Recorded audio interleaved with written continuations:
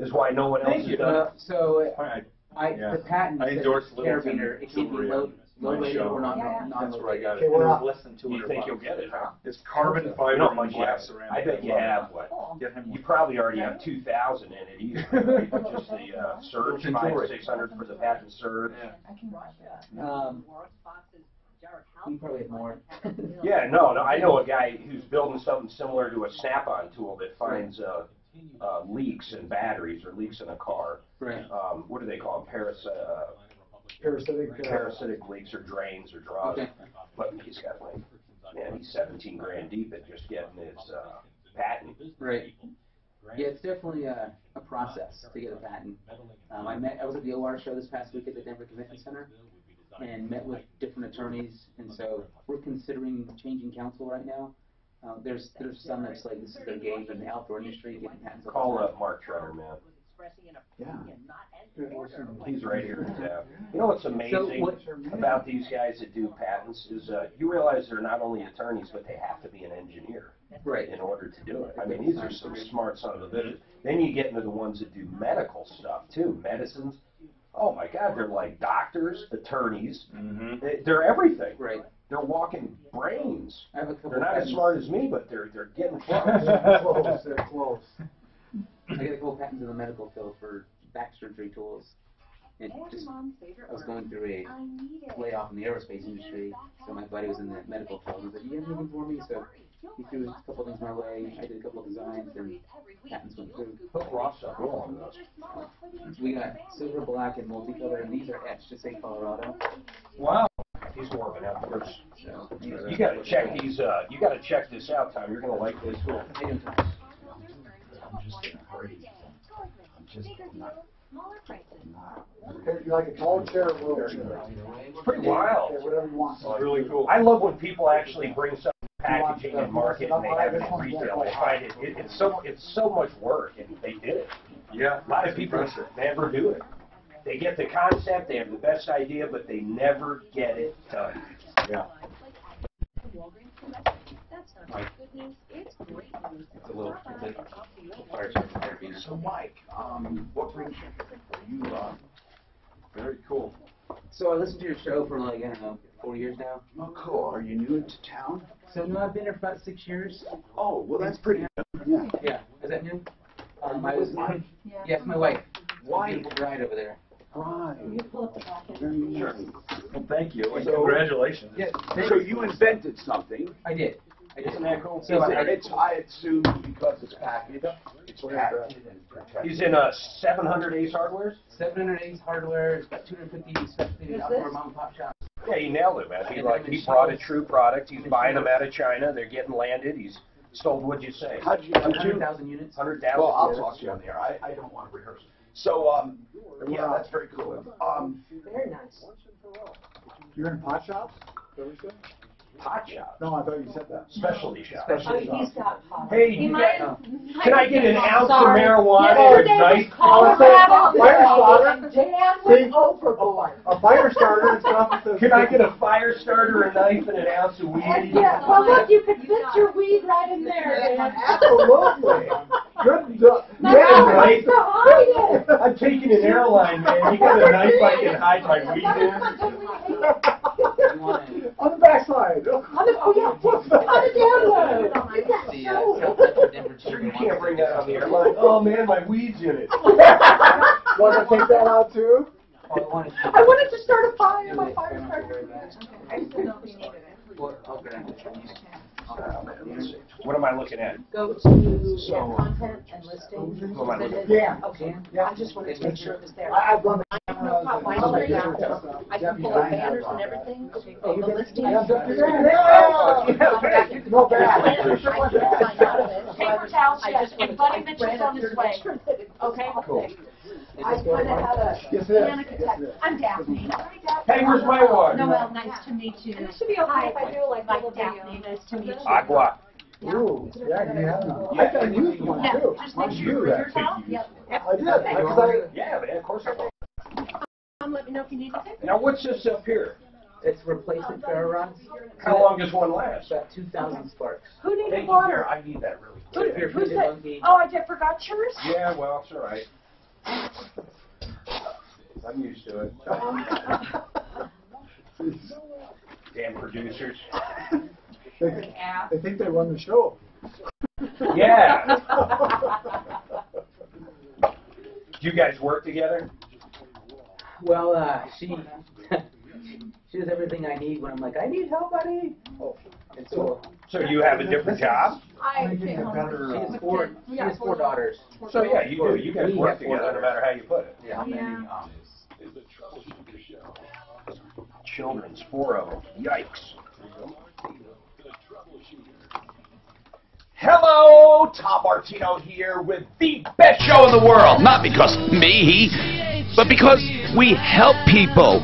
We get directly involved in people's lives. It's not a radio show that just pontificates, you know, like what you need to believe and who's right and who's wrong and who's conservative and who's liberal. We just say, what do you need? Can we help you? No matter who you are, no matter what you are, no matter how much you make or don't make, no matter what your station is in life, we love you and we will help you.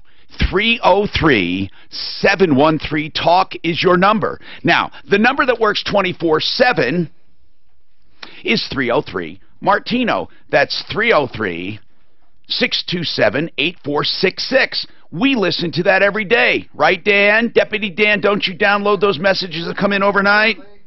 Yes, he's saying yes. So, let's see what's going on. This hour brought to you by Flexident. Why? God, it's so important right now. Flexident of Colorado, the preferred way to get your car fixed. If you don't have paint damage, you can tell. Just look at it. If you don't have a crack in there or a chip, if the paint's not damaged, you got to do paintless dent repair. You got to, okay? Now, if you're from out of town, you can't get here, like you're out of state. We have a lot of people, Facebook, YouTube, and iHeart Radio. So in that case, find paintless dent repair. Find someone good. We are lucky. We have Nick and the gang at Flexident of Colorado, and they have a paintless dent repair 3 facilities. So call. They have appointments available. They can get you in 1 to 3 days. FlexidentofColorado.com, 303-619-6273. Years and years of experience. 303-619-6273. Mark brought his car in there. I'm bringing mine in. Mark brought his car. I got to get our other one down. But here's the deal. Mark thought he had a few dents, and they found more that he didn't even know he had. Flexident of Colorado.com.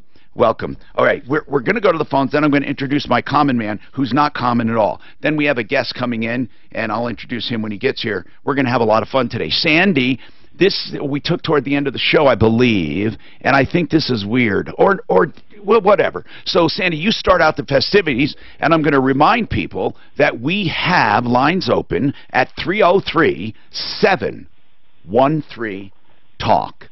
That's 303-713-8255. What's happening, Sandy? Good morning, Mr. Martino. Hey, call me Tom, and what's happening? Oh, good morning, Tom. Back in June, I flew on United, and they lost my bag. It's that easy. They lost your bag. And this was the weird one.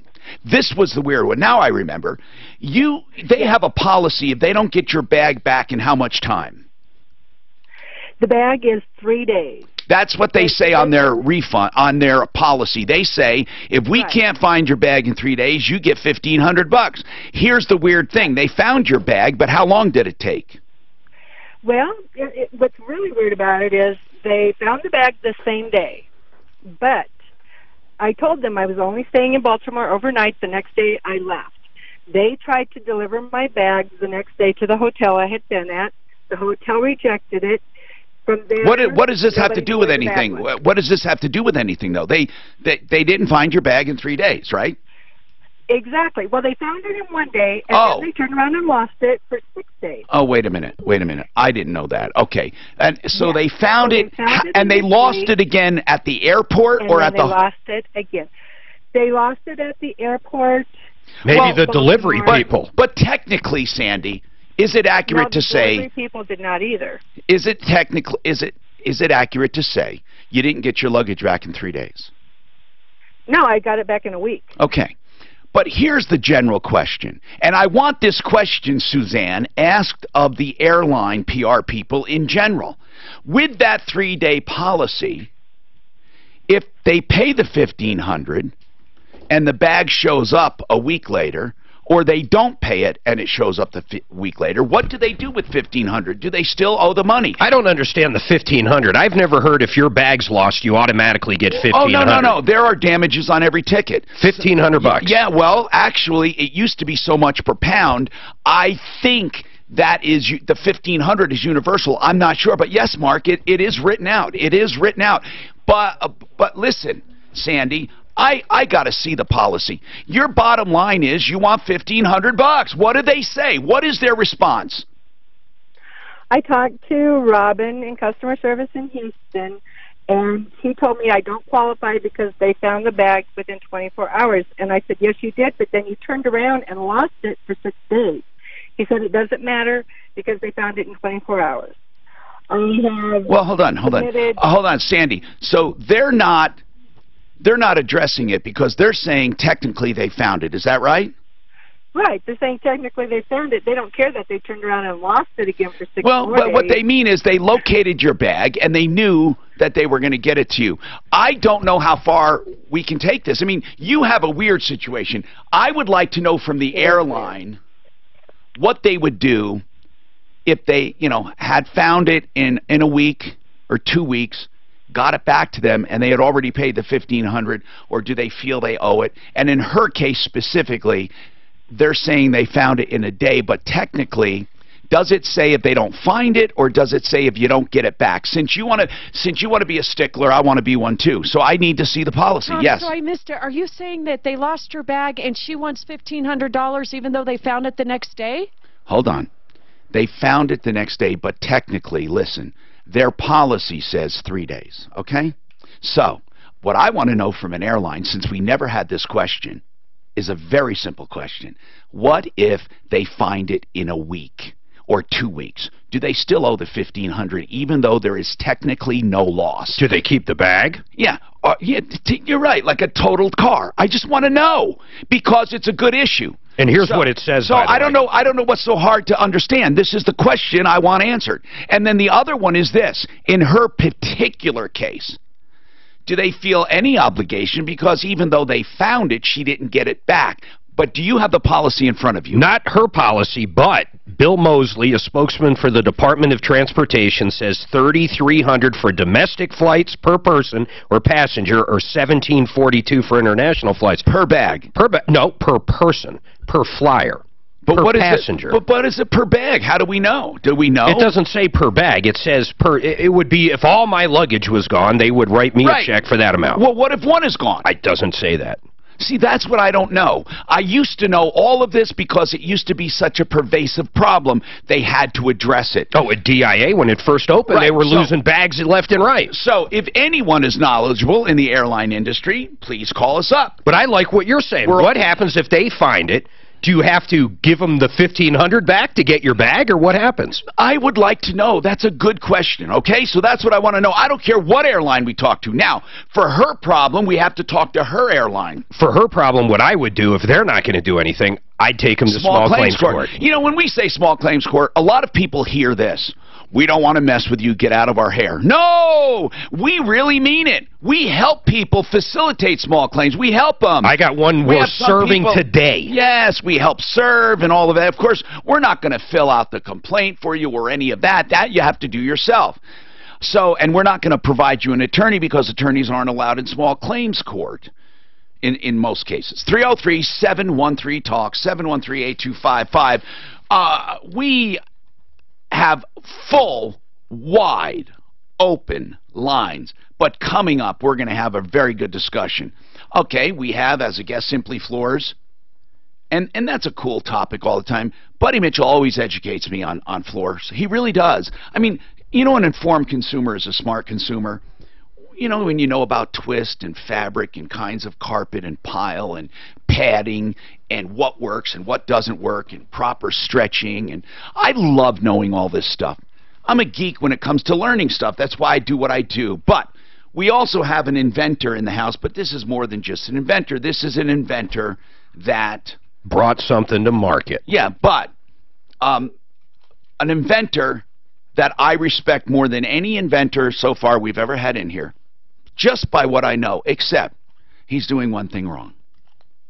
You think so? Yeah, really wrong. But we'll talk about that. 303-713-TALK. Oh, he is so curious right now. Maybe a little pissed off. He's so curious. What is he doing wrong, and who the hell am I? Hey, what do I know, right? 303-713-8255. That's true. He did it. What do I mean? Now, I know his answer is going to be, I know he's going to have an answer for it, but I think he's technically doing it wrong. Colorado Tinnitus and Hearing Center, I'm getting digital hearing aids. Well, I have digital hearing aids, but I'm getting the smart ones that work with my phone. Oh, I'm so excited. You know, because you can adjust it for different settings, and it's just cool. You know, what I love is their research into tinnitus and hearing loss and anything to do with hearing. There's a thing called hatred of sound, honest to God. It is a certain phobia. It's called misophonia that actually triggers reactions in people. It's different than tinnitus. Listen, anything to do with hearing. Colorado Tinnitus and Hearing Center, 3601 South Clarkson. That's Clarkson and Hamden. There's an urgent care there. They're on the second floor. But why don't you call them for an appointment?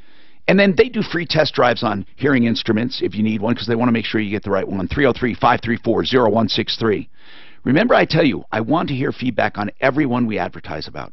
So if you ever want to give feedback, feel free to do that. The commercials are part of this show. 303-534-0163. Big time. I want to. Yeah, well, you need to. Talk about it, and then let's ask the listeners what they think. Good. Wait till you hear this story. There's someone picketing Buddy right now in front of his place. And we invited him up for the show. It's gonna be cool. It's the craziest story you're going to hear. I don't even want you to hear it. No, I don't want to. I want to know what I did wrong. You didn't give him 3 of them. Tom, he's got a screaming deal too. You know what, buddy? I am so embarrassed by the shit we have here. It's just, I am. Oh, trust us, we get it. Try this one. Some of them, if you lean back and you go over.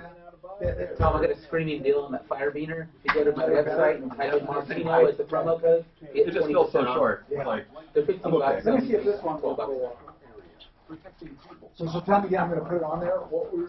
well, we'll let you do it. It's not a streaming deal. 15% is not enough. He's going to spend a hard time on everything. Yeah. But what is your cost? My landing cost? Wait, we're on. It doesn't matter. Who cares? What's your? Well, I don't want to tell everybody in the world. Well, you already did it. No, he didn't. Yeah, he did, because we talked about it while he was already on. So I'm not against it. That was live on the air? Oh, right now we're live. We're always live. Can you turn off the audio? This poor guy's just He's dying. He deserves privacy. Is the most trusted name in roofing. I've been recommending them for years, and they've done 3 roofs for me. When it comes to roofing, I get numerous complaints from people who've paid money up front and got nothing. That will never happen with Excel. At Excel Roofing, they won't take a cent until you're content. Call Excel now and get a free upgrade to hail-resistant asphalt shingles. Locally owned and operated for 25 years and on my referral list the whole time. Call today, 303-761-6400. ExcelRoofing.com. Excel Roofing, we're on top of it. If you plan on buying or selling a home, listen to this important message from Rex. There's no longer any reason to pay 6% to sell your home. Introducing Rex Real Estate. Rex sells homes for the lowest fee in the industry, 2% total, saving Denver homeowners tens of thousands of dollars per transaction. With Rex Real Estate, you get a full-service team backed by technology. They don't market homes the way traditional agents do. Rex uses big data and machine learning to attract hundreds of qualified buyers directly to your home the moment it goes on the market. And Rex Real Estate charges only 2% total, not the 6% commission your local broker expects. Get started now by calling 720-586-4006. Rex can also help you buy a home. Your licensed Rex agent will arrange showings, negotiate offers, guide you through escrow, and even get you pre-qualified for a mortgage at the lowest available rate. Rex is with you every step of the way. To speak with a Rex representative, call now at 720-586-4006. Expires within 3 months and you're traveling, you can't go. So Rita was on her way to Rome. They had a connecting flight in a different state. They let her on the plane in Denver to go to the next state to go to Rome, but the next state said, sorry, we can't, nobody should have ever put you on a plane. Now she wants to know with American Airlines. Sorry if I'm... That's the problem with inconsistency. Okay, so that's Rita. That's a good one. Can you, so this is the, when that handler there is what, can you move them? Can you imagine not looking at the passport rules before you book a trip out of the country? Hit this on. You never did. You don't Oh have to do my it, like, God. hey, yes, We are so on top of that. I shit. never knew that. I never knew you had to have 6 months. 3. But I just want to make sure we can see That's all you you. have to have is 3 months. Have your kids left the country yet? Passports? Yes, we all have. Your passports? They can't be expiring within 3 months of travel. I've traveled quite a bit out of the country. Every time you buy a ticket, it tells you when you're buying the ticket right there. I don't think American Airlines, she gets on a flight, and if she didn't book the flight, Domestic flight. if she gets The on a travel domestic, agency asked for a copy of their passports and they never said a word. so Looked it's through it's everything. the travel agency's fault then because Oh, they make who the hell who's a travel agent? Is it even existing? Travel agents exist. Oh my God. Right. But what I'm saying is the travel agent may have booked the flight from Denver to California, right? Mm-hmm. And not connected it to Rome. So how could American Airlines know until she gets to California? They're saying she should have never got on a plane in Denver to begin with. But they would have. But what I'm saying is, if I fly Southwest to and I go book the flight all the way to Rome, then when I get on in Denver, What is this? they're not checking. That's what I have a Kickstarter campaign right? They're checking Right. passports It's another when product. they're leaving This, the country. look at this. So ultimately, you've got the fire starter. That was a good movie, by the way, Firestarter. I'm Tom Martino. Fix It 24/7. Listen to this. You can have an outlet. You know, remember I talk about how, you know, outlets and switches, when they roll trucks and they have insurance and they have a big company, you know, they aggregate costs across the whole board, so the expensive stuff isn't really expensive and the cheap stuff can't be that cheap, but they kind of have to do their overhead. You know, they have a cost of overhead no matter how big or small a job is. But Fix It 24, so in other words, an outlet, you know, you can't just take the cost of an outlet and say, oh, this is what it's going to cost. You can actually end up paying sometimes for people, you can end up paying a lot of money, like hundreds of dollars sometimes, you know, for little things. So Fix It 24/7. George and I were talking. He says, I want to take the mystery out of this, Tom. And most of the time, when there's a problem with a warm switch, flickering lights, or an outlet that doesn't work, it's an outlet or a switch. That's it. So here's what we're going to do. We're going to put a flat rate on that. And it's a really cool idea. It's $45, okay, for a receptacle or switch change out. That's no call charge on top of it, no sneaky things. It's just $45. So if you have an outlet not working or a switch, it's $45. I mean, that's to roll an electrician and do all that. And then they'll look around your house, obviously. They want to be your company. They do plumbing, heating, cooling, electric, and drains. So keep them in mind, and they're the home of the famous $39 get the tech into your home to diagnose a problem. No matter what it is or how long it takes, it's going to be $39, and they credit you even more than that if you have the work done. But right now, think of this, $45, that's it, and you get it replaced if you need it. Fix It 24/7, 720-526-3939. 720-526-3939, fixmyhome.com. Okay, so we have a guest today, and it's Buddy Mitchell from Simply Floors, simplyfloorsinc.com. And, Buddy, one of the biggest complaints we get are ripples in a carpet later on, but it happens later on. So do carpets, do they just stretch over time, or were they not installed in the first place? Now, what we're talking about is you stretch a carpet when you're putting it in, kind of. You know, they have things that they kick and put the carpet up against the wall, and they tack it down there with a tack strip. So over time, Buddy, does it stretch out? Yeah, there's a couple reasons that happens. First of all, they don't. If the installer doesn't power stretch, so a power stretch is a tool that really stretches while they're the installing it. While they're installing it. So if they don't power stretch it, and it's a big room, you're gonna get wrinkles. What if they power stretch? Then your pad can be too thick. So the CRI, the Carpet and Rug Institute, says you can't put a pad in thicker than a ½ inch. And some people still sell pads that are thicker than a ½ inch. Why? Because it makes the carpet softer. Okay. Right? But it's not good for the carpet. It's not good for the carpet. You think of the backing as you step on the carpet. As you step on it, if you break the backing down, you're going to stretch it out. The other thing that causes wrinkles, even if everything's done right, is carpet cleaners that put too much water on your carpet. When you go with like a steam cleaner, like I think you have Zero Res. Yes. One of your and Carpet Doctor, we have a few. Yeah, but if they're good carpet cleaners, they won't put too much water on the carpet. If they put too much water on the carpet, the water will loosen the glue, and then no matter how the carpet's installed, you'll get wrinkles. Okay. All right. Now, we do have some emails that I saved up, but I don't want to make it all carpet all the time, so we'll come back to it. I got a question for him. If anybody has any questions, please give us a call. We're going to talk about everything, though, 303-713-TALK. And then I have our common man today, who's not common at all. He's a good guy, Mike. And is it Mojica? Mojica, like The Last of Us. Okay, Mojica. What were you gonna say, Mark? What question? I got an email here that says... I don't know if I want to get into this whole thing, but go ahead. Well, it says, Tom and Mark, heads up. There's a lady in front of Simply Floors. Oh, my God. Picketing. Oh, well, that's different. We'll come picketing them. Picketing. It says one lady in front of your store, buddy, picketing. Like saying it's a great place? No, apparently not. It says, here's all I have is from an emailer. It says, Simply Floors installed the wrong floor and won't fix it. That's all it says. No, I swear to God, and I mean this sincerely. I wouldn't care if he's on our list or not. You know him personally. I've known Buddy for years. Buddy would not do anything. Buddy, what is this? Is there someone in front of your store? Yeah, I called you about it a couple weeks. What? Well, I know. You told me a couple weeks ago. Uncomfortable. I just want to tell you, you can move that anywhere you want. You don't have to lean into it. I want you to make that your own. What is the story? Listen, Tom, listen to this story. Yes. So, 2 or 2.5 years ago, I can't remember the invoice date. 2.5 years. We went out to install a floor, and when we got there, she didn't like the color. So we gave her an option of, she picked the color, she signed the contract, everything was there. And while you were putting it in, she didn't like it, she didn't like it. She didn't like the color. After or as we were doing it. As you're doing it, so we stopped and we said, we can put in a different floor, but this is the color you picked. Would there be a penalty for a little bit of she ordered it, and it was custom, and it was special order. Okay, so how much would it have cost her extra to do that? Well, what we did is we stopped halfway through, and she said, "I like the color except for a couple of these dark pieces." And I said, "Okay."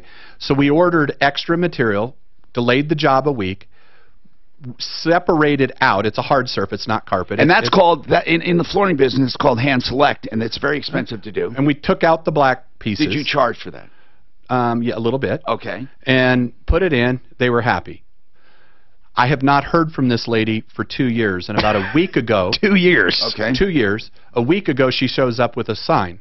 And I said, I'm freaked out, right? Before, she didn't call you? Never first? Called. She just showed up with a sign. She just showed up. You never heard from her after that? She's fairly old. Okay, how old? I would say over 70. Okay. Okay, and she said she got sick right after we installed it, has not liked it for 2 years, and wants me to replace it. Oh, come on. And not the only whole that, floor. The whole floor. She wants me to replace it. Plus, she didn't have the money to do the office, and she wants us to do that for free. And I said, no. Good. Buddy, you and I have philosophical discussions off the air a lot, okay, about everything. And we talk about customers, and I do this with Jay, I do this with Genesis, I do this with a lot of my contractors on who not to choose as a customer, because it's important, and people don't understand this, but the truth of the matter is customers are not always right, but however, you can make them right and make your business grow. And you can also turn down a job. Jay Brett's just turned down a job. He says he knew he couldn't please the guy. He didn't even start the job. He doesn't want the job. And here's the deal. You have to know how to do that. I would have taken that as a danger sign. I would have literally cut my losses. I would have literally cut my losses at that point, because something like that never gets better. That's just an opinion. I'm not saying you did something wrong. We're a flooring contractor. Yeah. So what is the first thing we do when we go into a new floor is we tear out their old floor. Oh, and so she has okay. So she has no floor in her house. Oh, so if I walk away, then I am a bad guy, right? And so we tried to make her happy. Her husband, who's not part of this as far as I know, was happy, right? He signed off. They paid us. They never communicated us with 2 years. It's a good question. And so my first reaction was, okay, what is it going to cost me to replace her floor? All right. Right? Yeah. But part of it is the principle of the thing. She's just no communication Well, demanded. I know, and so I asked her. I know. And it sucks. So I asked her. I said, well, why don't we go to arbitration? Let's complain to me to the Better Business Bureau. We have binding arbitration there. Let's go talk about this because you're upset.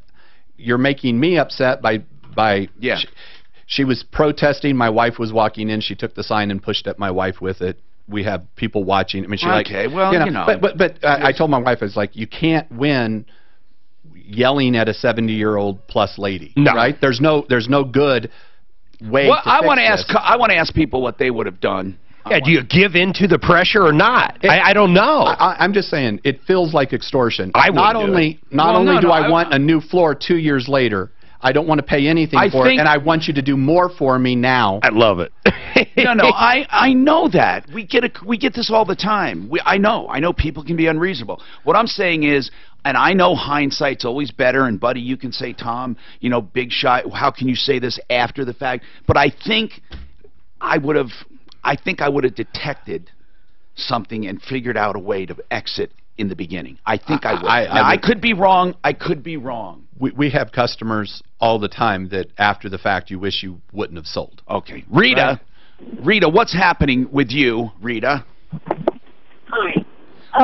We had a trip to Rome booked for probably 4 months with a company called Conservative Tours that we heard it advertised on the Scott Voorhees show. Conservative Tours. What a weird name. Okay. I know. We booked it through Scott Voorhees out of KFAB in Omaha, Nebraska. I heard it advertised, and he was going on it, so, we got it booked. Through a radio station ad? No. One of the DJs, one of the guys on the radio station, just like you, and, what's his name? It was on 852. Did he go on a trip with you? Is that what it is? He was going on the trip. It was. I get it. It's conservative talk shows. I understand. It was a talent trip. Okay, so then what? So anyway, we booked the trip. We sent all of our information to Conservative Tours. What information? What are you talking about? Information. Our money and our passport information and everything. Like what exactly do you mean? I don't mean to give you a hard time. What do you mean your passport information? If you can hold on, Rita, I wanna take the problem and I'll ask you some specifics. And I'm sorry if I'm a pain in the butt. I'll try not to be. Okay, so hang on. And Chris, you have a comment on Simply Floors protester. What do you think? I mean, I want to make this clear, man. We don't get complaints about these guys. They have great ratings. This is the first I have gotten. But it's a 2-year-old floor. She said she doesn't like the color, and I don't know. And they hand-selected it in the beginning and gave her some options, but she chose it. It's extortion. Anyway, Chris, what do you think? Well, what? You're cutting out, sir. No reason. Go ahead. What? He has no reason to do anything for that woman. Yeah, I know. And I'm willing to go down and protest right next to her, except my sign will say "crazy lady." Thank you very much. I think, that'll do it. That'll make her happy. Listen, Joseph A. Lazara is a criminal defense attorney, and if you need him, call him. Again, people say, Tom, I'm tired of you preaching when you do his commercials about not drinking and driving. People know that. Well, people don't. It's not so much the drunks and the alcoholics. I'm talking about just good people, soccer moms and dads who just are having a few drinks and think they're legal and they're not. But listen, here's the deal. It's not to get you out of anything. It's to get you through the system and to defend you, of course. There are people who are falsely accused, and he doesn't do just DUIs. If you're ever accused of a crime, you need help. Joe Lazara, LazaraLegal.com, also at referrallist.com. If you search any part of his name, Joe Lazara, 303-429-6200.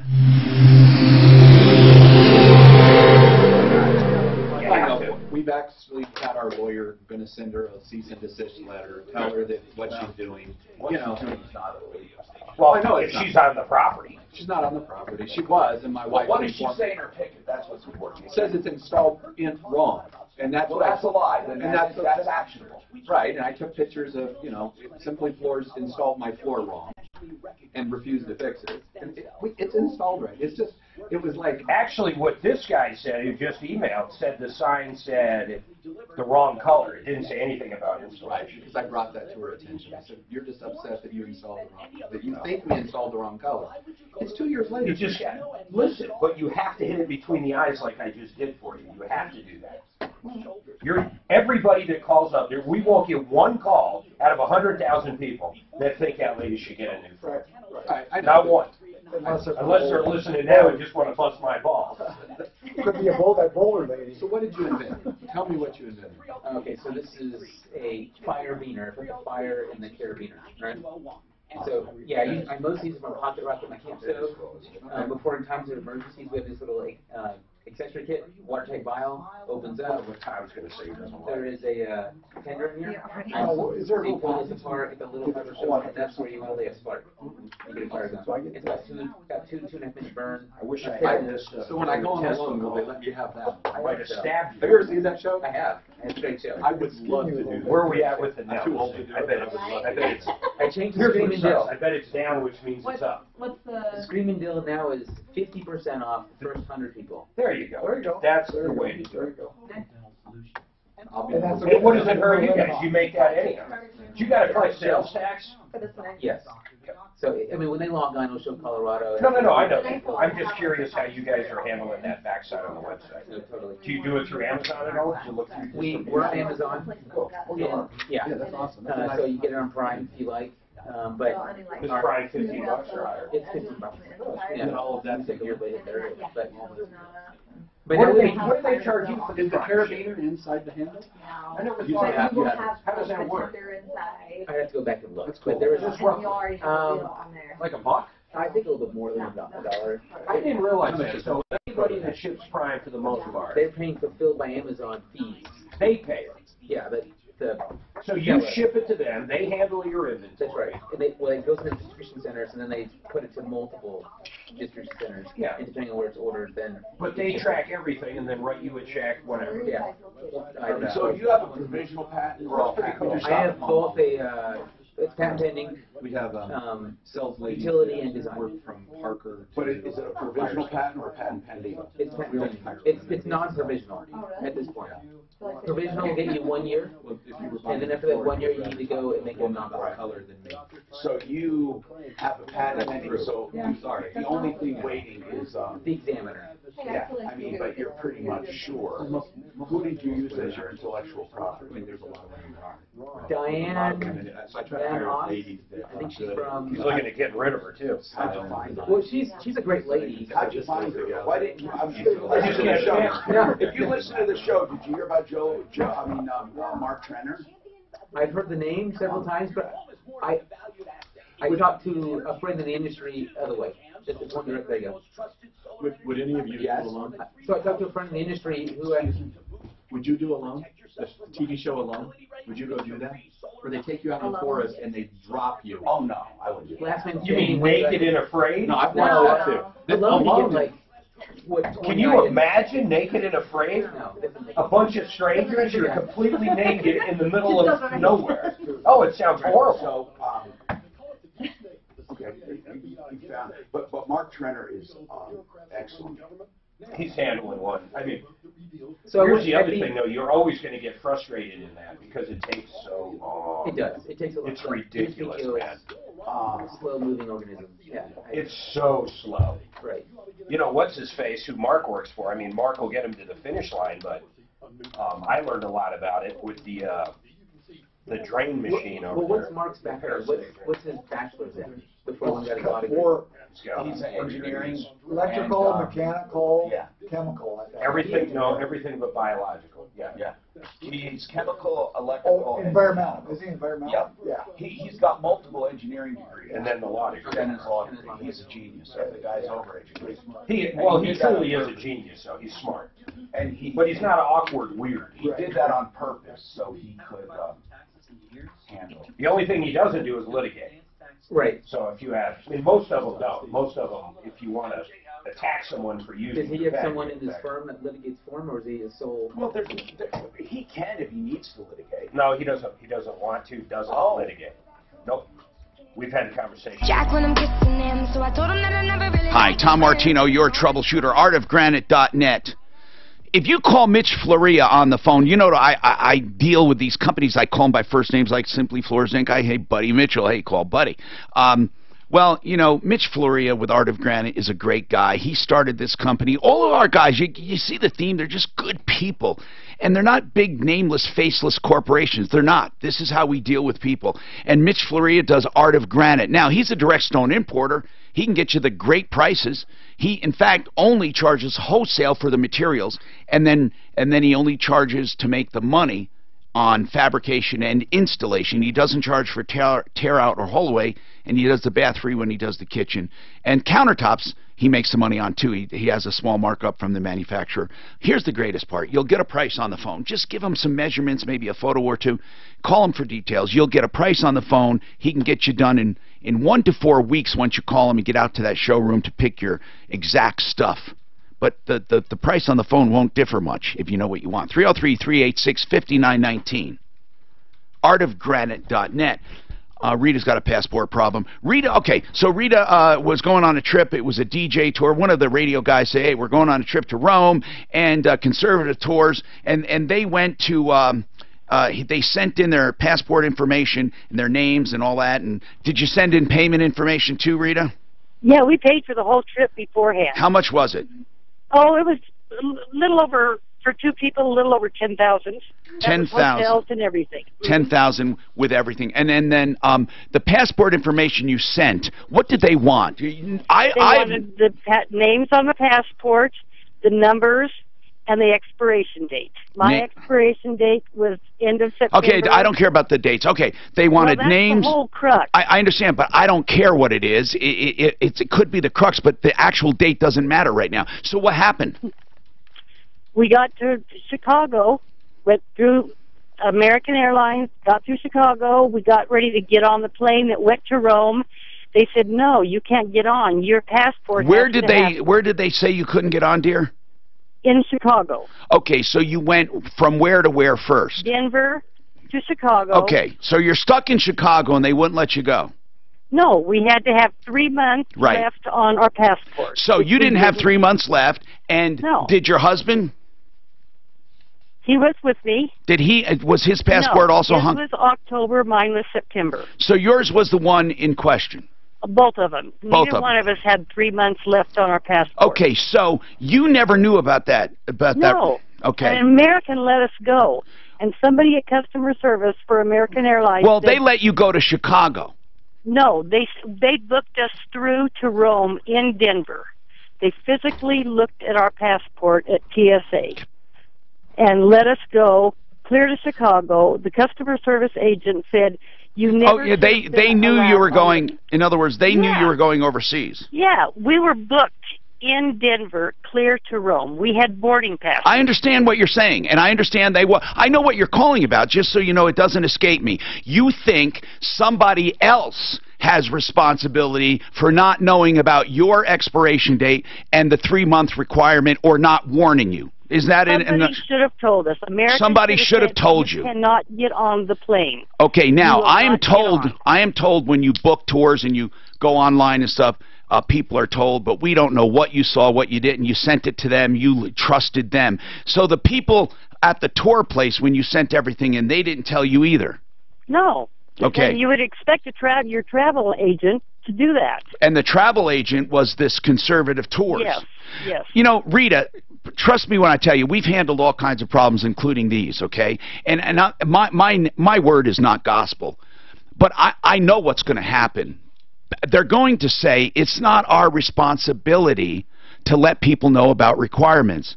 It's just not our responsibility. Then what's the point of a travel agent? Oh, God. Exactly. I'm talking about the people who let her go to Chicago. Oh, yeah. It's not their responsibility. American let me on. Well, I don't really believe you can put it in every single airline's hands they can't have that responsibility. They don't have a fiduciary. Service said they should have told us. Well, you know what? We have it in writing. Do you have it in writing that they should have told you? Yes. Okay. American Airline customer service said these people never should have been. What people? Us two people that I'm calling about said they never should have been allowed to board on a trip to Rome with these passport dates. Okay, they're saying American Airlines is saying that American Airlines did wrong. Their customer service, yes, and Okay. I got it in writing, and I just looked at it again. How much did this cost you? Oh, well, the trip cost us over $10,000, but then we sat. No, what did this mistake cost you? I'm just asking. What did it take away? What did it cost you? Did you have to you had to cancel the whole trip? Yeah. Okay. So you came back home? You were back in Denver now, getting ready to go back to Nebraska, yes. Okay, and when you came back home, that flight too, so all of those flights count too, that for nothing. You came here from Nebraska, right? Stayed in a hotel, and... Yeah, so all of that is a loss as well. So absolutely. Is any of the 10 grand going to be refundable? Well, we have travel insurance. I don't know if they'll only do 75%, but Whatever. I want to know. But you have to come up with you have to come up with a loss, okay? Now here's what I was going to tell you. Let's just put a number on it. Let's say it's 8,000. Okay? This is I'm just making it up. It could be more, it could be less. It is. It's over 10. Well, if you don't get a refund, I'm talking about your ultimate loss. Okay. All right. Now, here's the deal, Rita. Normally, you would get nothing, zero, zip, and I'll tell you why. Because clearly, you're clearly responsible for your travel limitations. Now, as a courtesy, yes, they stop you. They do. They do it all the time. But I will guarantee you that they do not have what's called a fiduciary responsibility to you. That is the level of responsibility where they have to hold your hand and they have to take care of you. And it's like an attorney, it's like an accountant, it's like a doctor. Well, not necessarily a doctor, that's a different one. But here's what I'm saying to you.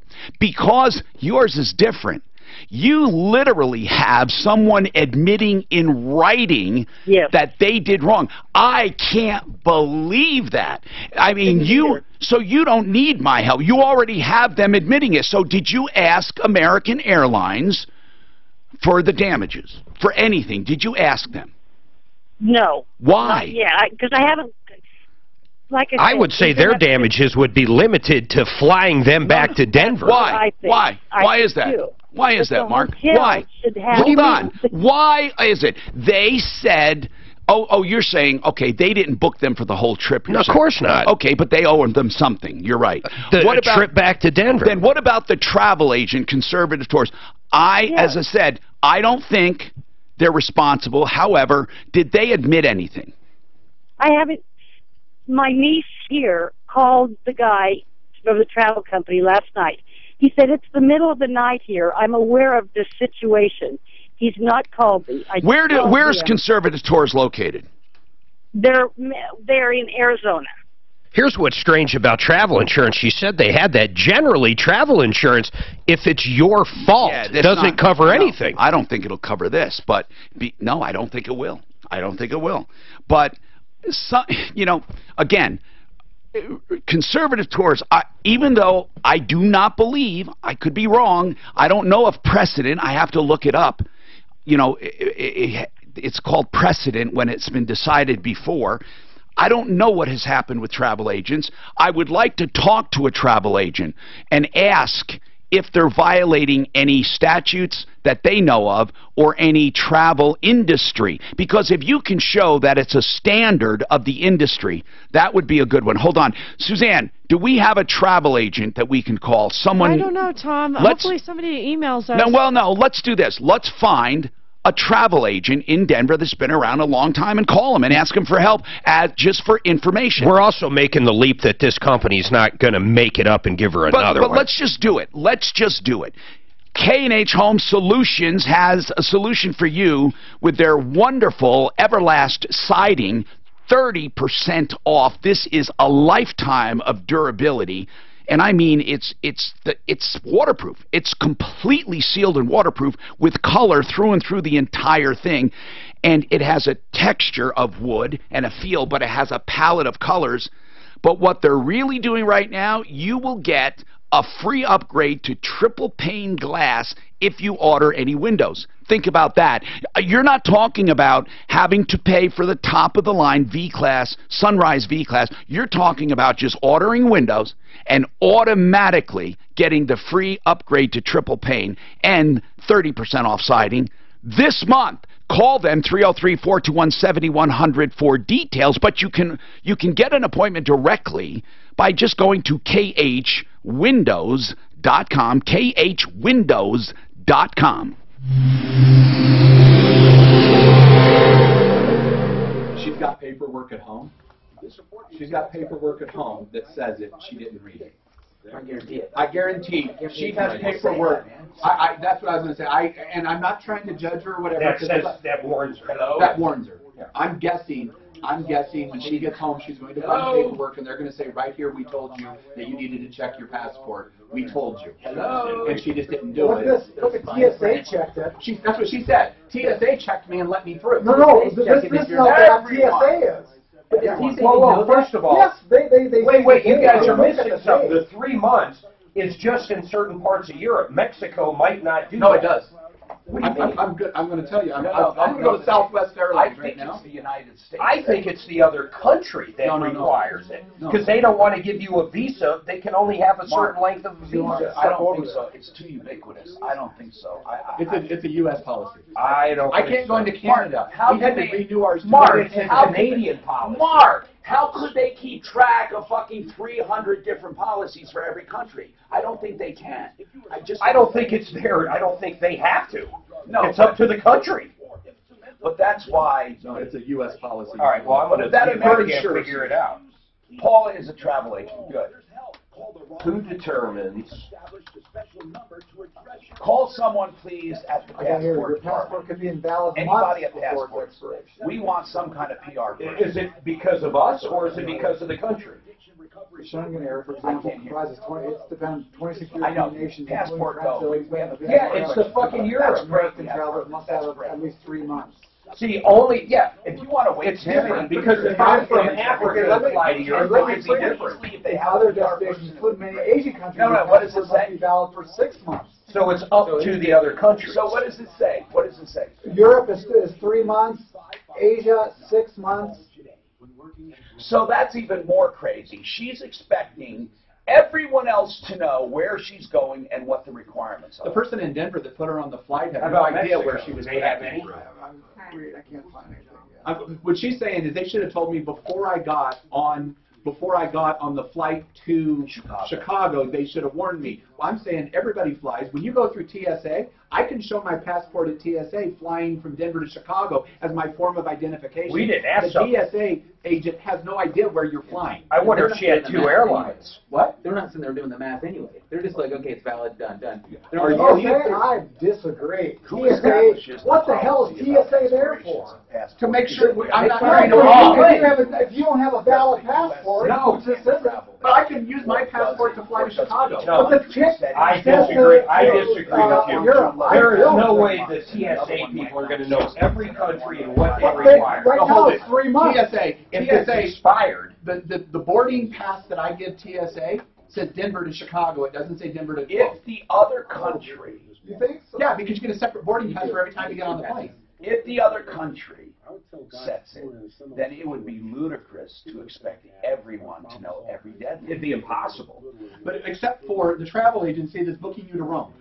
You think they would do their due diligence? The travel agency, and I promise you, it's in their paperwork. She didn't read it. Yeah, but they should also talk to her and tell each person. If they didn't put it in their paperwork, they would be liable. I really would be pissed. I would actually have the same reaction. I'd say, why didn't that not the airline, why didn't that travel agent tell me? I swear to God, I would have been pissed. Yeah, I'd be too. Even if it's in the paperwork. I would have said, what are you kidding me? You saw my passport, and you booked my trip, and you knew. No, I agree. Them having the passport, I believe the travel agency. Did she hang up, or do we have her number? Can we get her back? The consumer. Mexico does not require the 6-month validity rule. So it is. Mexico could care less. If you fly in, as long as your passport when you're flying in, you're flying. Belize required it because when we went to Belize, 3 months? They were I don't know how long. They were making sure. My wife was going on. So it's up to the other country, though. Which makes sense, because when people come in from other countries to us, we set it, not them. For center of gravity. But I do disagree with you. Yeah. So TSA, first of all, you want to make those lines even longer to where now they got to search what country. No. But right now it's 3 months. They should know Europe, and these guys are fucking doing Europe. If it's 3 months, maybe if it's all of Europe. 26 countries. That's not all of Europe. Hi, Tom Martino, your troubleshooter, 303-713-TALK, 713-825. If you're looking for stem cell therapy, I want to make this very quick. Centeno Schultz. You want to be guaranteed you're going to get true living stem cell therapy, Centeno Schultz. If you go to a chiropractor, I can bet you will not get living stem cell therapy unless they have an MD on site who withdraws it from your bone marrow or fat and mixes it and gives it back to you, and no chiropractor I know does that. Centeno Schultz, MDs, orthopedic people, registered nurses, Centeno Schultz, 303-963-9201, 963-9201. Okay, we're having this discussion. Like, this requirement to have a certain amount of time left on your passport, is it a U.S. requirement, or does each country set its own? From what we're finding, it looks like each country actually sets its own deadline, which is weird, because that means that she's expecting every airline to know where you're going and what your expiration is. Now, Rita, I would be just as pissed as you are. I hope you're listening. And I would want the travel agent's head, not the airline, no one else. I sent everything to my travel agent. I would want my travel agent to say, you know, Tom, you need more time on your thing there, because on your passport. I swear, I would expect it, and I would be pissed, even if there was a little disclaimer somewhere. Did she say she actually sent a copy of the passport? Yes. Oh, then they need to give her another trip. I'm serious. I would go. I think we got to target conservative tours, but here's the deal. Rita, you hung up. You got to call us back. You can get right through at 303-MARTINO, 303-627-8466. Paula's a travel agent. Paula, I want to ask straight up, about this. Would you, as a travel agent, feel a responsibility to let your people know this? Yes, you have to know your requirements. You have to know what countries require longer validations. And not only that, you have to tell people the 4 last pages in your passport must remain blank. We don't know why, but that's just one of the rules.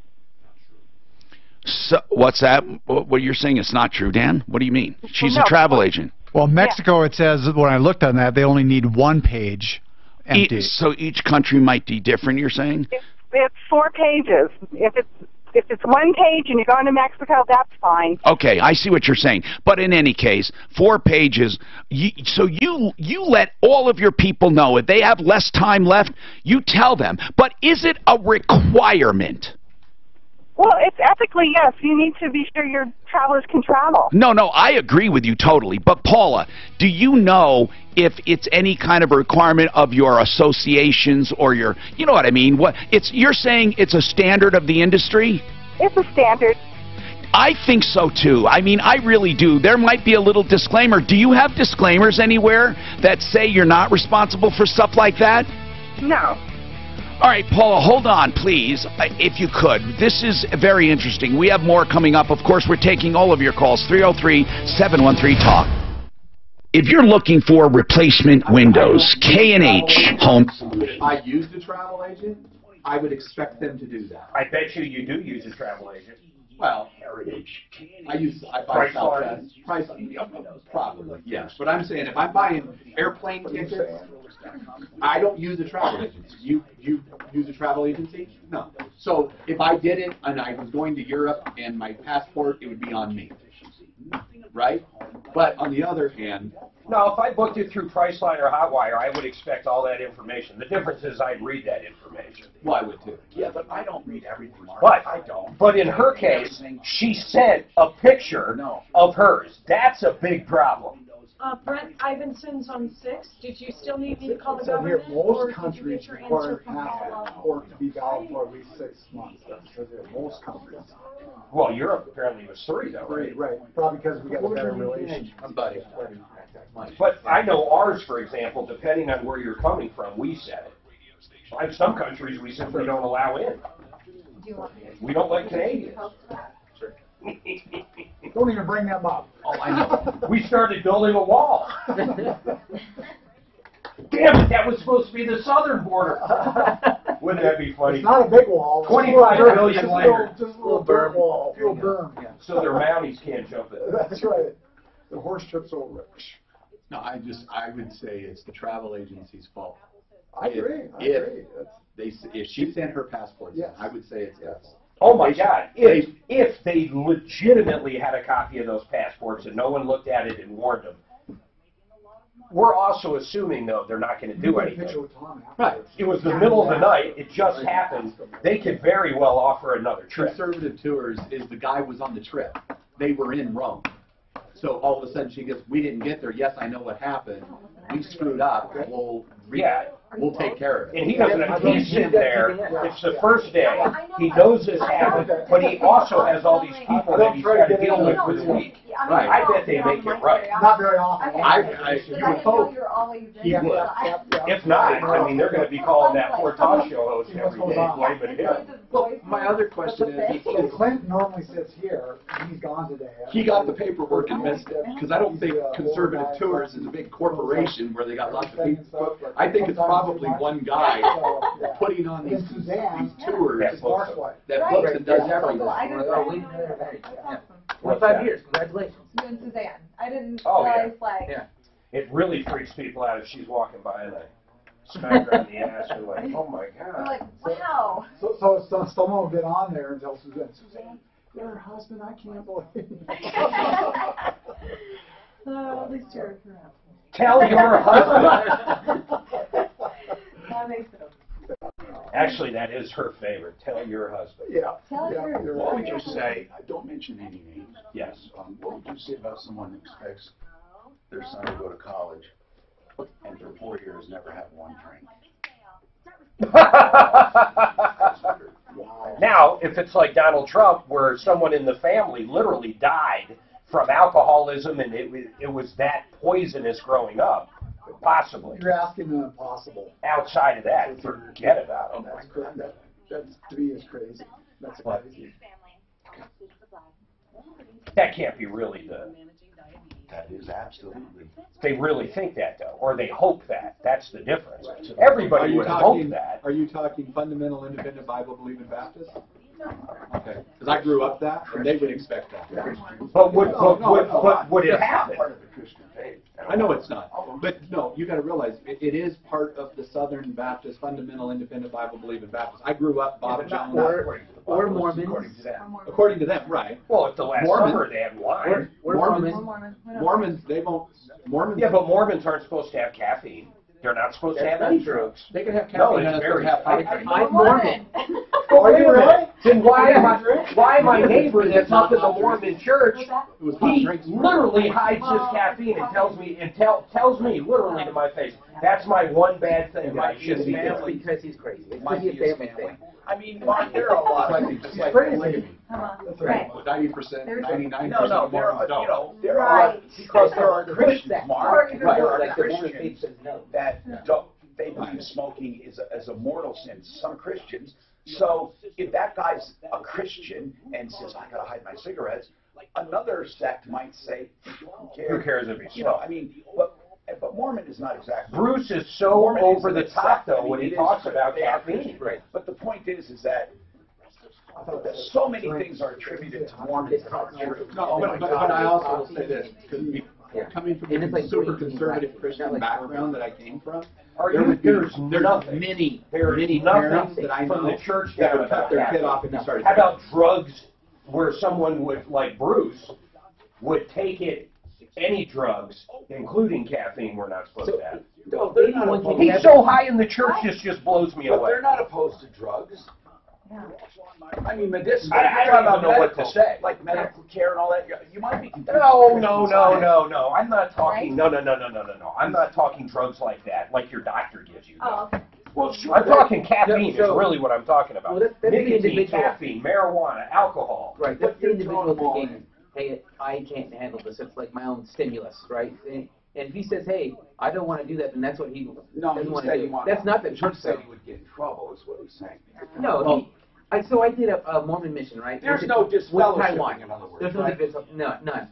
And my mission president at our meetings for all the missionaries, he have a case of 7-Up and Coke, and just enough for all of us. So half of us are drinking Coke, half of us drinking 7-Up. Where did you do your? In Taiwan. Did you bring your knives?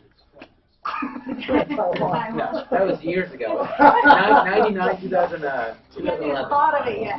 Did it? Yeah. I went to both his girls. I forget what age they are. What age when they get baptized? Like 6, 7, 8? I went to both his girls, and then his son got back from his mission. Right. His kid left. He was a heavy-set kid. Looked like, turned 18, looked kind of fat. I don't know how else to put it. 2 years later, when I see him, he was in Canada. Oh, my God. He grew up. I have said this story so many times. He literally became a man. I am not kidding. It was remarkable to me. He left a kid and came back a man. I don't care, and he came back in great shape. The Troubleshooter Show. I need somebody. Now, Tom Martino, the Troubleshooter. Help me if you can. Hey, I'm Tom Martino, your troubleshooter, and this hour brought to you by Frank Duran, therealestateman.com. What a great guy, whether you're buying or you're selling real estate. I would want no one else at my side ever. Frank Duran, therealestateman.com. Why? Because he really makes you feel like you're his only customer. He has a team devoted to buying, a team devoted to selling, to marketing, and he touches and looks over every single deal. Frank Duran, therealestateman.com, 303-920-1622. And, of course, we are a consumer show, and what we do here is we help information and referrals. We do. We help with all kinds of stuff. We get all kinds of questions. We have a hot topic on passports, so please, Paula, the travel agent, and Baram, who wants to speak about passports, hang on there. I have yet to introduce our common man, who's an inventor, and I want him to help us through the process. He brought something to market. That's more than 98% of the people do. And then Dale has an accident, and they're saying he's 40% at fault. Oh, that is a trend I want to tell you about called comparative negligence. Then we have Buddy Mitchell from Simply Floors. This show is so busy, we really need an extra hour. As if that's not enough, what about credit?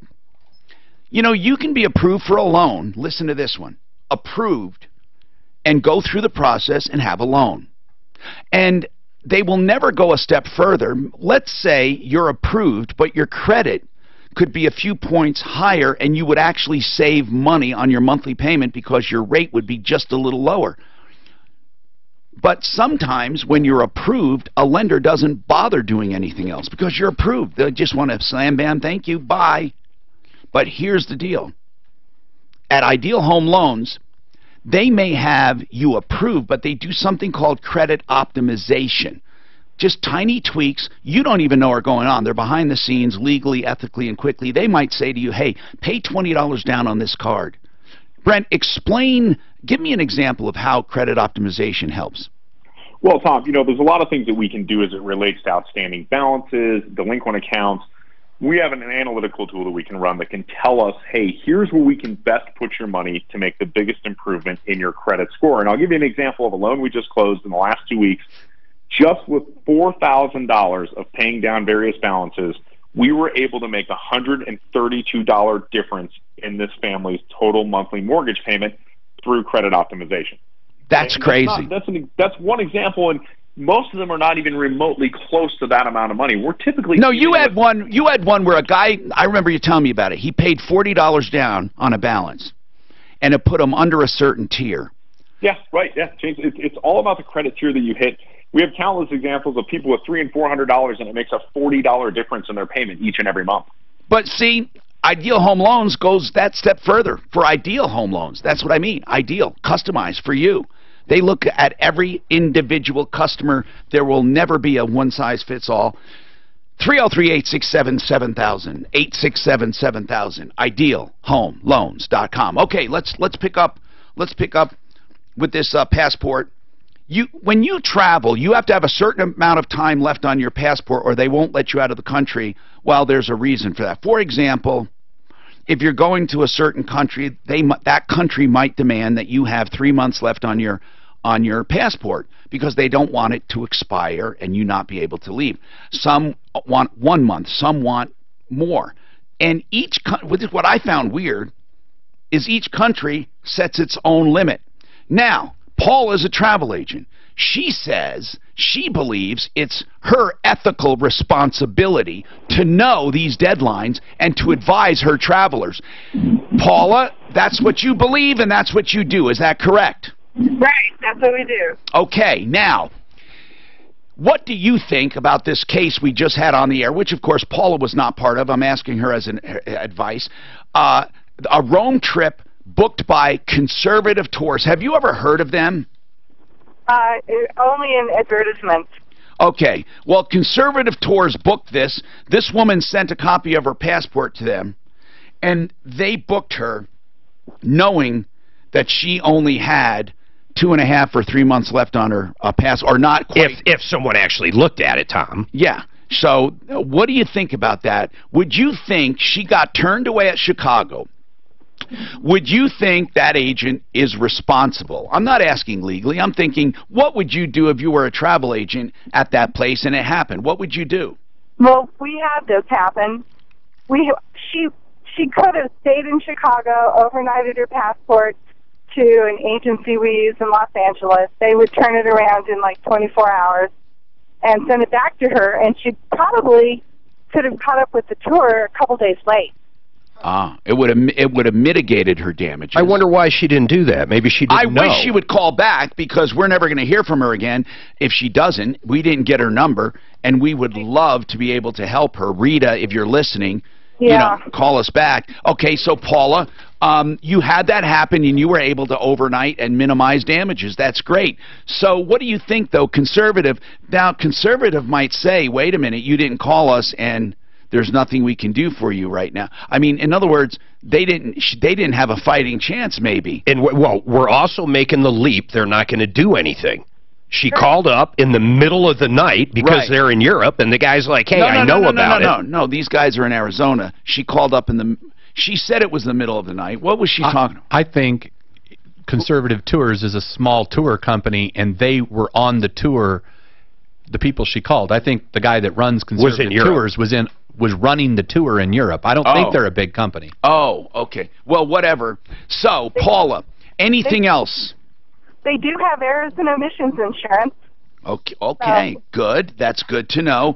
But you know of no laws, though, that require a travel agent to do certain things. There's no fiduciary responsibility legally that you sign up for, right? There's no licensing or any procedures that require fiduciary. I don't have a license. I only have 30 years experience in the industry. But there could be in their literature something that says you must be responsible for your passport. But if they knew they were expiring September and October, it's obvious that they had an issue. I got a different question for her. I got to ask this. Well, I'm going to ask something. What? Well, why in the world would someone call you now? I don't mean this is bad. I was going to say the same thing. Priceline, Hotwire. I mean, do you actually, is your core business from people that don't have computers? No, my core is corporate and long-standing clients and... Can you get people better deals than the Internet? It's not a matter of better deals. It's who can you call in the middle of the night that's going to answer the phone and help you. I've had this happen numerous times. That's why I have a client base.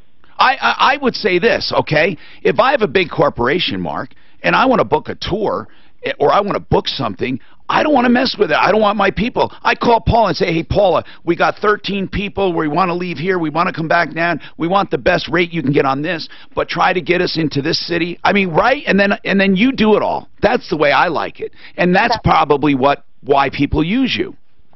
Right. Yeah. So do you mind giving the name of your agency? I'm with a group of 3,500 agents out of Texas, and we're all independent. Oh, okay. Good. Well, how do people, you sound knowledgeable, how do people find you? They would have to call my 800 number.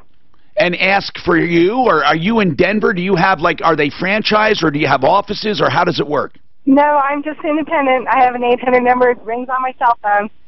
Okay, give it out. 1-800-WHY-DENVER. Oh, that's cool. Fly or why? Why? Why? Why Denver? That's a cool number. I won't Let's forget fly. that. 1-800-WHY Denver. Now, Paula sounds like she's got it down.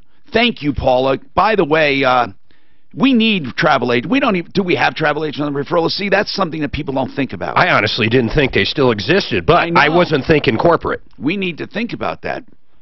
Baram? Yes, hi. How are you? Good. Did I pronounce your name correctly? You did a good job. Okay, so what is your comment, sir? I used to be in the travel business. I no longer am, but Yes. I travel extensively, and I know that if she's still in Denver right at this moment, and this happened yesterday, she could go to the National Passport Office down over at 225 in Parker, and if she can show an itinerary that would show today's date or tomorrow's at the worst, they can make a passport for her in 2 to 3 hours.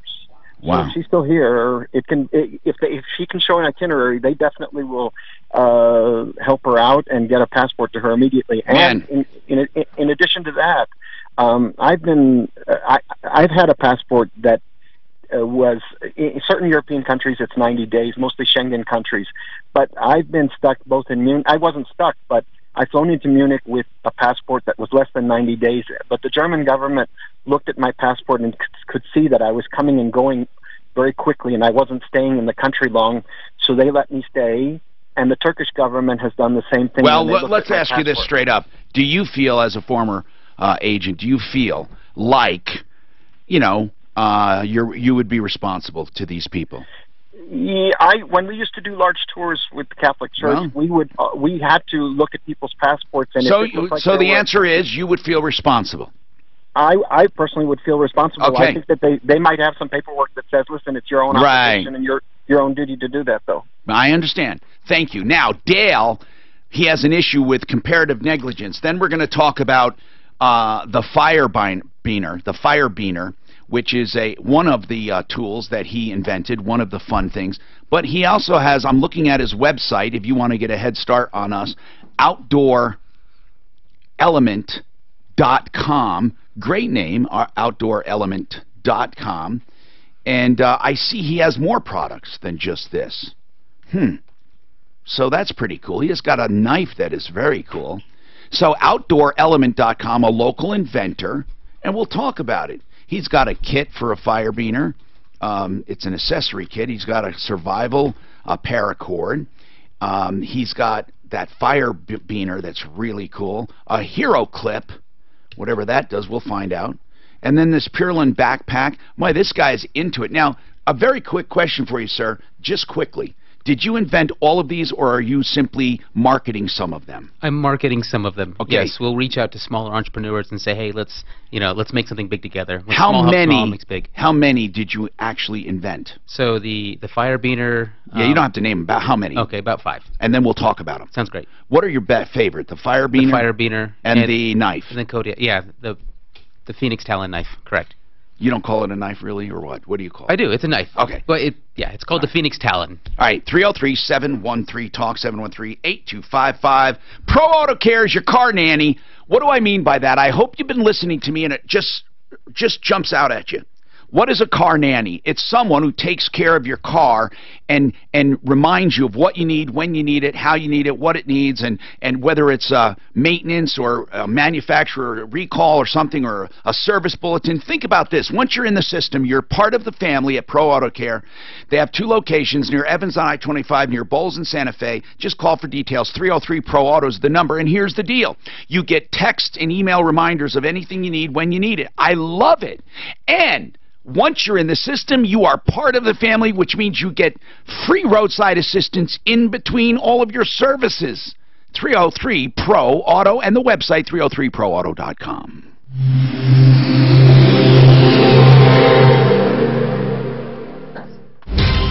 This report. We crushed it last year. It was fantastic. So if he's doing a streaming deal. Is this all you do then? Is this your primary income? Yeah, I quit the day job last October. So outdoor element is my income. What was your day job? So mechanical engineer working in aerospace for SNC, Standard Corporation, which is like maybe 10 minutes away from here. So I'd modify infinitely. Takes balls, man. It was illegal. Very cool. Yeah. As this young lady had to agree. Oh, I bet. We have 4 daughters. Hey, I'm going to quit my job, by the way. Yeah. Like, we're finally comfortable. I'm like, I'm going to do what? I'm like, yeah. Making dreams alive. So, how old are the kiddos? So we got 12, just turned 11, 7, and 3. All fun ages. All girls.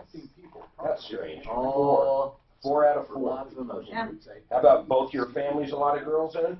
My side, lots of girls. I think there's like 10 grandkids and 2 males, 2 boys. Oh, wow. So lots of. So we know where that comes from. Yeah. I'm one of 10. One of 10 what, boys? 10 kids. Okay. Wow. 7 girls and 3 boys. Yeah. And then my wife, she's Starting fire, cracking open a beer. Too crucial. Her family, 6 girls. I think population-wise, there's more females. We're talking Yeah, 7 girls. So they adopted. It's pretty cool. Yeah. They adopted. So where's the streaming deal? I got a streaming deal. I got 50% off. Is it on your website? No, it's Martino. Oh, okay. You got to put in that. Go to his website, put in Martino. So here's his Is website. that MARTINO? No. OutdoorElement.com. Yeah, go to the Fire Beaner right there. Where do you Cool. fire? Wheeler's just north of Parker. Nice. So consider Inglewood. Commerce, I don't know what's going on.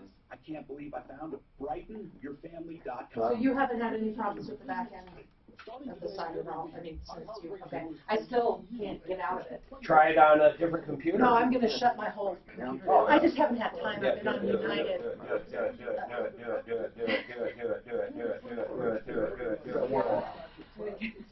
We're not riding together this afternoon.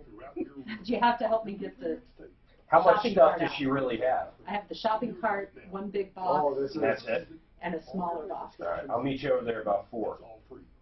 We're going I'm not right feeling good. after the show. Dan? You are too feeling good because you're going to drink beer and eat hamburgers. No. Hey, I will take this. I will go do this for you. No, I'm not doing the stuttering lady. I don't hear It's stuttering. the swap. I don't hear stuttering. He doesn't see color, I know. he doesn't hear stuttering. Exactly. But I have the murder victim with the little child, so I've got some emotional stuff I'm working through here. Yeah, and Doreen, that one, like, pushed me over the edge. We're charging you. All because of I'm sending you a bill. Tom for my wasn't even labor. here that day. This is all I don't even know, who are we talking about? The lady, the homeless lady you wanted to give the car to No, that had no you- driver's license? You Was it said her? to give the car to her, No, I didn't. and you didn't ask her Nonsense. if she had a driver's license. Nonsense. I hear nothing. I don't see homelessness. You're killing me, Smalls. Man, this conservative tours, God, they. I think they're going to make it right. I don't know why they wouldn't. Yeah, I agree. Did they do well? But here's They screwed up. Well, not that was when they call the guy, even if it's the middle of the night, he says, "Hey, It is odd why she go hung over up, to this though. place and get a Right, you should one know. day, yeah, one day." That's why you hire these experts, right? Yes, Hey, you're right. We went to that place right in Denver. We had to do ours Listen to their in a either week. conservative tours, its affiliates, or its employees go host on blah, blah, blah. It says, or anything they own, or anything they know, people who owns, or anybody that they brushed up against on the street the other day, anybody, conservative tours does not maintain or control or operate the personal equipment or operations of these people or anybody you deal with, and assumes no responsibility for anything at all, basically. I mean, I can read you every word, but nothing. No loss, no inconvenience, nothing, ever, ever, ever. I don't know if that can work. I don't know if that general thing. I'm telling you, even willful omissions. Did your site? Can you get it? Your site, Sam? Well, I mean, Hi, Tom Martino. Your troubleshooter. 303-713-TALK. Our inventor today is a cool guy. He's here. Is Mike. Yes, here. Mojica. And Mike, you are a father of 4. Your wife's here, and you have this fire beaner, which is really a carabiner with a what do you call that when you know, like the thing on a lighter? What do you call that? Yeah, I call it a striker. A striker, but I call it the Everspark wheel. That's what I call it. But Everspark wheel, I love it. It goes one direction. There one direction, and it starts a fire. It's cool. I love it. It's cool. It's simple. It's unique. You got a you got a patent pending. You did all your patent searches, and it comes with some replacement flint or whatever you call that you put in there. Is it flint or is that just a ferrocerium? It's a ferro rod, but yeah, it works like flint. Okay, so this is pretty cool, and this sells for $15. Right, $14.95, $15. Now, I like it. You brought it to market. You're selling it. You're making money. So what about your other invention? You have a knife, and people can see this at OutdoorElement.com. You know, he's not just selling it. He invented it, and he's got it in 700 Ace Hardware stores. No, it's wonderful. He's doing a great job. What is the, do you have OutdoorElement.net? .com. Do you have .net? Do I have .net? No. Did you buy the .net? Was it available? I'll have to go check. I don't know. We own a couple. I know we own .co and something else. One of the mistakes is when people don't get all of the variations of their name. So like OutdoorElements.com, was that taken or? I don't recall, but we don't own Elements. No. I shouldn't have mentioned it on the air because you really. I just bought it. Did you? Good. Good. We give it to him. I'm serious. You gotta own all the variations. That's what I wanted to tell you. There is one other minor thing. I love your products. One minor thing. Why did you do it like you did it? Because when I mean that, well, here's what I mean. Normally, inventors, the biggest mistake they make is they try to control everything in a vertical. In other words, they're the inventor, they're the maker, they're the distributor.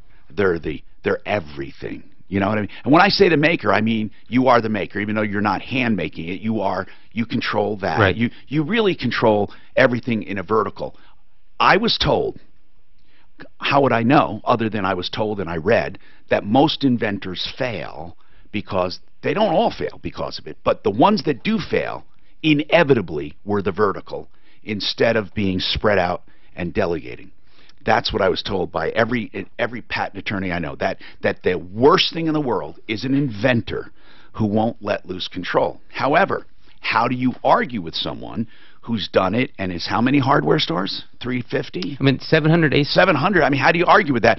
Except I wanted to ask, did you do the vertical because you were forced to? In other words, you couldn't get these jerks to bite or to be interested, like to put their name on it. Initially, you have to prove there's value in the industry, right? Right. And so you're almost forced to go the vertical. And because of that, I'm a mechanical engineer. I'm not a businessman. I'm not a marketing guy. But you did that. But, well, I wouldn't found a gentleman named Joe Brown. He is a businessman, and he's helped other small companies scale up. And so a mutual friend put us together and said, hey, so you I need are a partner. basically getting advice. Right. And so, well, I brought him in as a partner, great guy. I love working with him, and he's really shown me how, how to grow a company. That's good. And then we have multiple distribution channels as well. We sell through Amazon, we sell through our website, and we have our wholesale accounts, and then we also have distributors both stateside and will you brand abroad. it for somebody? So we've co-branded it several times. We've had a lot of people come to us and say, "Hey, on the top here, can you etch, our company's name?" And I say, "Absolutely, right." Good, good. And OutdoorElement.com and sales. How many years have you been doing this? So we brought this to life last May. We did a Kickstarter with it. We raised about $109,000 in 30 days. Last May? You're just a year old. So we delivered in last May, right? So we we got the product delivered in May. From May to now, we've done about 100,000 units. So it's goodness. We're getting attention. We were at the Outdoor Retailer Show last week, and are there good? I'm not asking for numbers and stuff, but I like to. People like to know this. There are a lot of smart people who listen to us that want to start businesses. Is the margin strong? I believe so. Okay. Yes. So, with the margin being strong and 100,000, what is your plan? 100,000 in sales so far, units, not money. Yes. Right. Yeah. So we'll continue to grow our distribution. We have had a couple of people reach out to us and ask us similar questions, and so we have a couple of meetings to kind of explore those options, like how can we, get bigger, get some feet underneath this and really grow it at at a scale faster than what we're doing right now. You're the second inventor that I know that came on the show that did this. The other guy, he invented the greenie thing. I think it was the greenie, the snack for dogs. Everybody in the world knows it. The healthy snack. No one's ever heard of those? You don't have a dog now? I've seen them in Sam's. Called. And he invented some kind of paw mat, some hand thing that you rub. He was very successful. So, if he's listening, call in. Anyway, he came on the show, and he listened before and after his success. It was really fun. Okay, 303-713-TALK, 713-8255. Buddy Mitchell, just for some email here real quick. Why do seams show?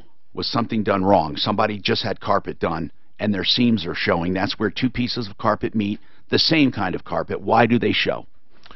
Could be, there's lots of reasons. What's the main reason that you find? The seam tape and the way the light hits the seam tape underneath that you can't get rid of. Now, this guy told her that there's no such thing as an invisible seam. They're all going to show. Is that true? No. Okay. Except for certain carpets. Okay. If you buy a really smooth carpet, and you buy, or a looped carpet, like a really tight looped carpet. Yeah, tight, low carpet. Tight, smooth carpet, then that carpet, we guarantee you'll see the seams. But if you buy, a textured carpet, then we can make lots of carpets where you won't ever see the seam. All right, 303-713-TALK. Dale, I'm so sorry you've waited so long. And honest to goodness, we're going to try to help you. What's going on? Okay. So, in April, we had an accident. A guy pulled out in front of us. And just this past April?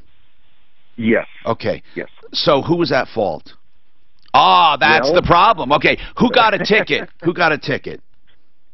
Well, that's another problem, too. We did not, because Colorado Springs was so accident alert, was it? They didn't send, no, but they didn't send. They didn't have anybody available. They said it was going to be an hour. So all right. We thought, well, we got so you exchanged information, right? Yes. Who hit who? So the other driver hit us from behind. From behind? Yes, we got rear-ended. You pulled out, and this guy hit you? No. He pulled out in front of us. Now, this is where the whoa, okay. He pulls out in front of you. Tell the story.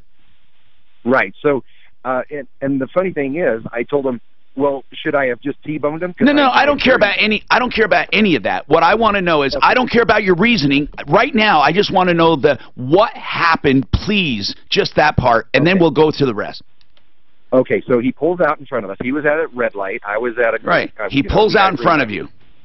So I swerved. There was 3 lanes of traffic. Right. Instead of hitting him, you swerved. Otherwise, you would have T-boned him, or you would have rear-ended him. You swerved to the right or left. I swerved to the right. I was in the far... Then what did you do? Hold on. I was in the far right lane, swerved all the way to the 3rd left lane. Oh, you swerved to the left. Yes, to the left. I'm sorry. So when he pulls out, he straddles the dotted white line of the 2nd and 3rd lane. And so he was over... He was in 2 lanes. He was in 2 lanes. Okay, when he pulled out. So you swerved to the left, and what did you do? Did you pull around him? I did. I swerved and pulled around him. And got in front. And you got in front of him. Yes. So we're passing him, and I honked, and he flips me off. Right. Yeah, no, I understand, and I understand exactly what you did. You were pissed off. You swerved to avoid hitting him, and then pulled right in front of him.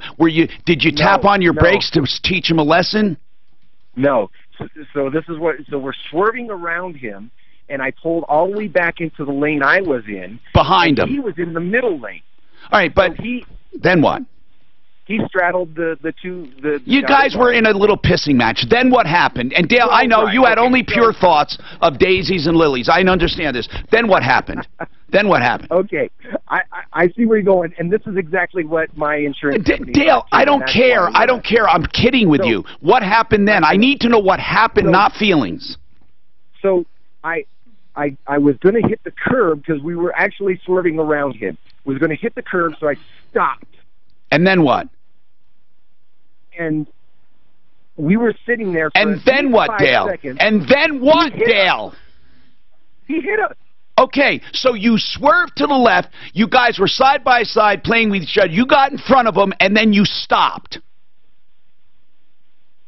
After I regained Dale, control of my car, Dale, listen, yes, bro. Listen, hold on, please. Hold on. Just hold on. 303-713-TALK, 713-8255. Buy and build, 4800 Washington Street. Buy and build. This is the place you send your builder to find the laminate, the laminate floors, engineered floors. You want to do it yourself. You want to find granite. You want to find cabinets. Oh, my God, the savings on cabinets. You want to find light fixtures, pennies on the dollar, plumbing fixtures, pennies on the dollars. A lot of DIY go there, do-it-yourselfers. They want to get in there and do it. Or... oh, it's DIY, not DIY. DIY, they want to do it themselves, or they send their contractors because the prices are below wholesale, especially the lighting and plumbing fixtures. You got to go see them. 4800 Washington Street, and it is buyandbuild.net. Even if he was even if he was telling the truth, they only put in 40%. I would just take it and leave because he looks bad no matter what. He swerves around, stops because he's going to hit a curb, and he gets hit. Everybody's saying, We know exactly what happened. you know it because he said, the dude flipped me off, right? All he had to do is say, I swerved around. I didn't know you flipped me off. I wasn't upset at all. I swerved around you. I'm going to hit the curb, hit my brakes because I'm out of control, and you hit me. But when he said, well, the guy flipped me off, you know what I'm saying? Right. He pulled around, hit his brakes, and the guy hit him. Yeah. Right? You know it. Yes, his resources are maxed out right now. What does that mean? That means that 100 people went to the site. Oh, really? Tom mentioned it. And so it crashed the site. It crashed. So I told Dan, I was like, I don't care what you got to do, buy more. Like, buy more, because you can buy more resources from that hosting agent, which I think is GoDaddy or WooCommerce. To get it done. You don't have to buy the slab or two or three. So you don't have a phone number, right? So I just put here, Edges, outdoor element. backdrops, and they also do, of course, other stones. They never mark A Facebook Live video. You did? Yeah, and I tagged you in it, and then I put a link to the website. material, custom edges, sinks, cabinets, and you'll love But I don't doing know what if they you do. can go. When you get a kitchen right now, he's going to throw in the You can bath go free throughout of the elements, charge. might And he's pay going to for show it, you sure. that it's done the right And way. then they can 303 Chamber of Commerce compare it to 5919 303 386 5919 303 386 5919. Yes, I'm sure it is.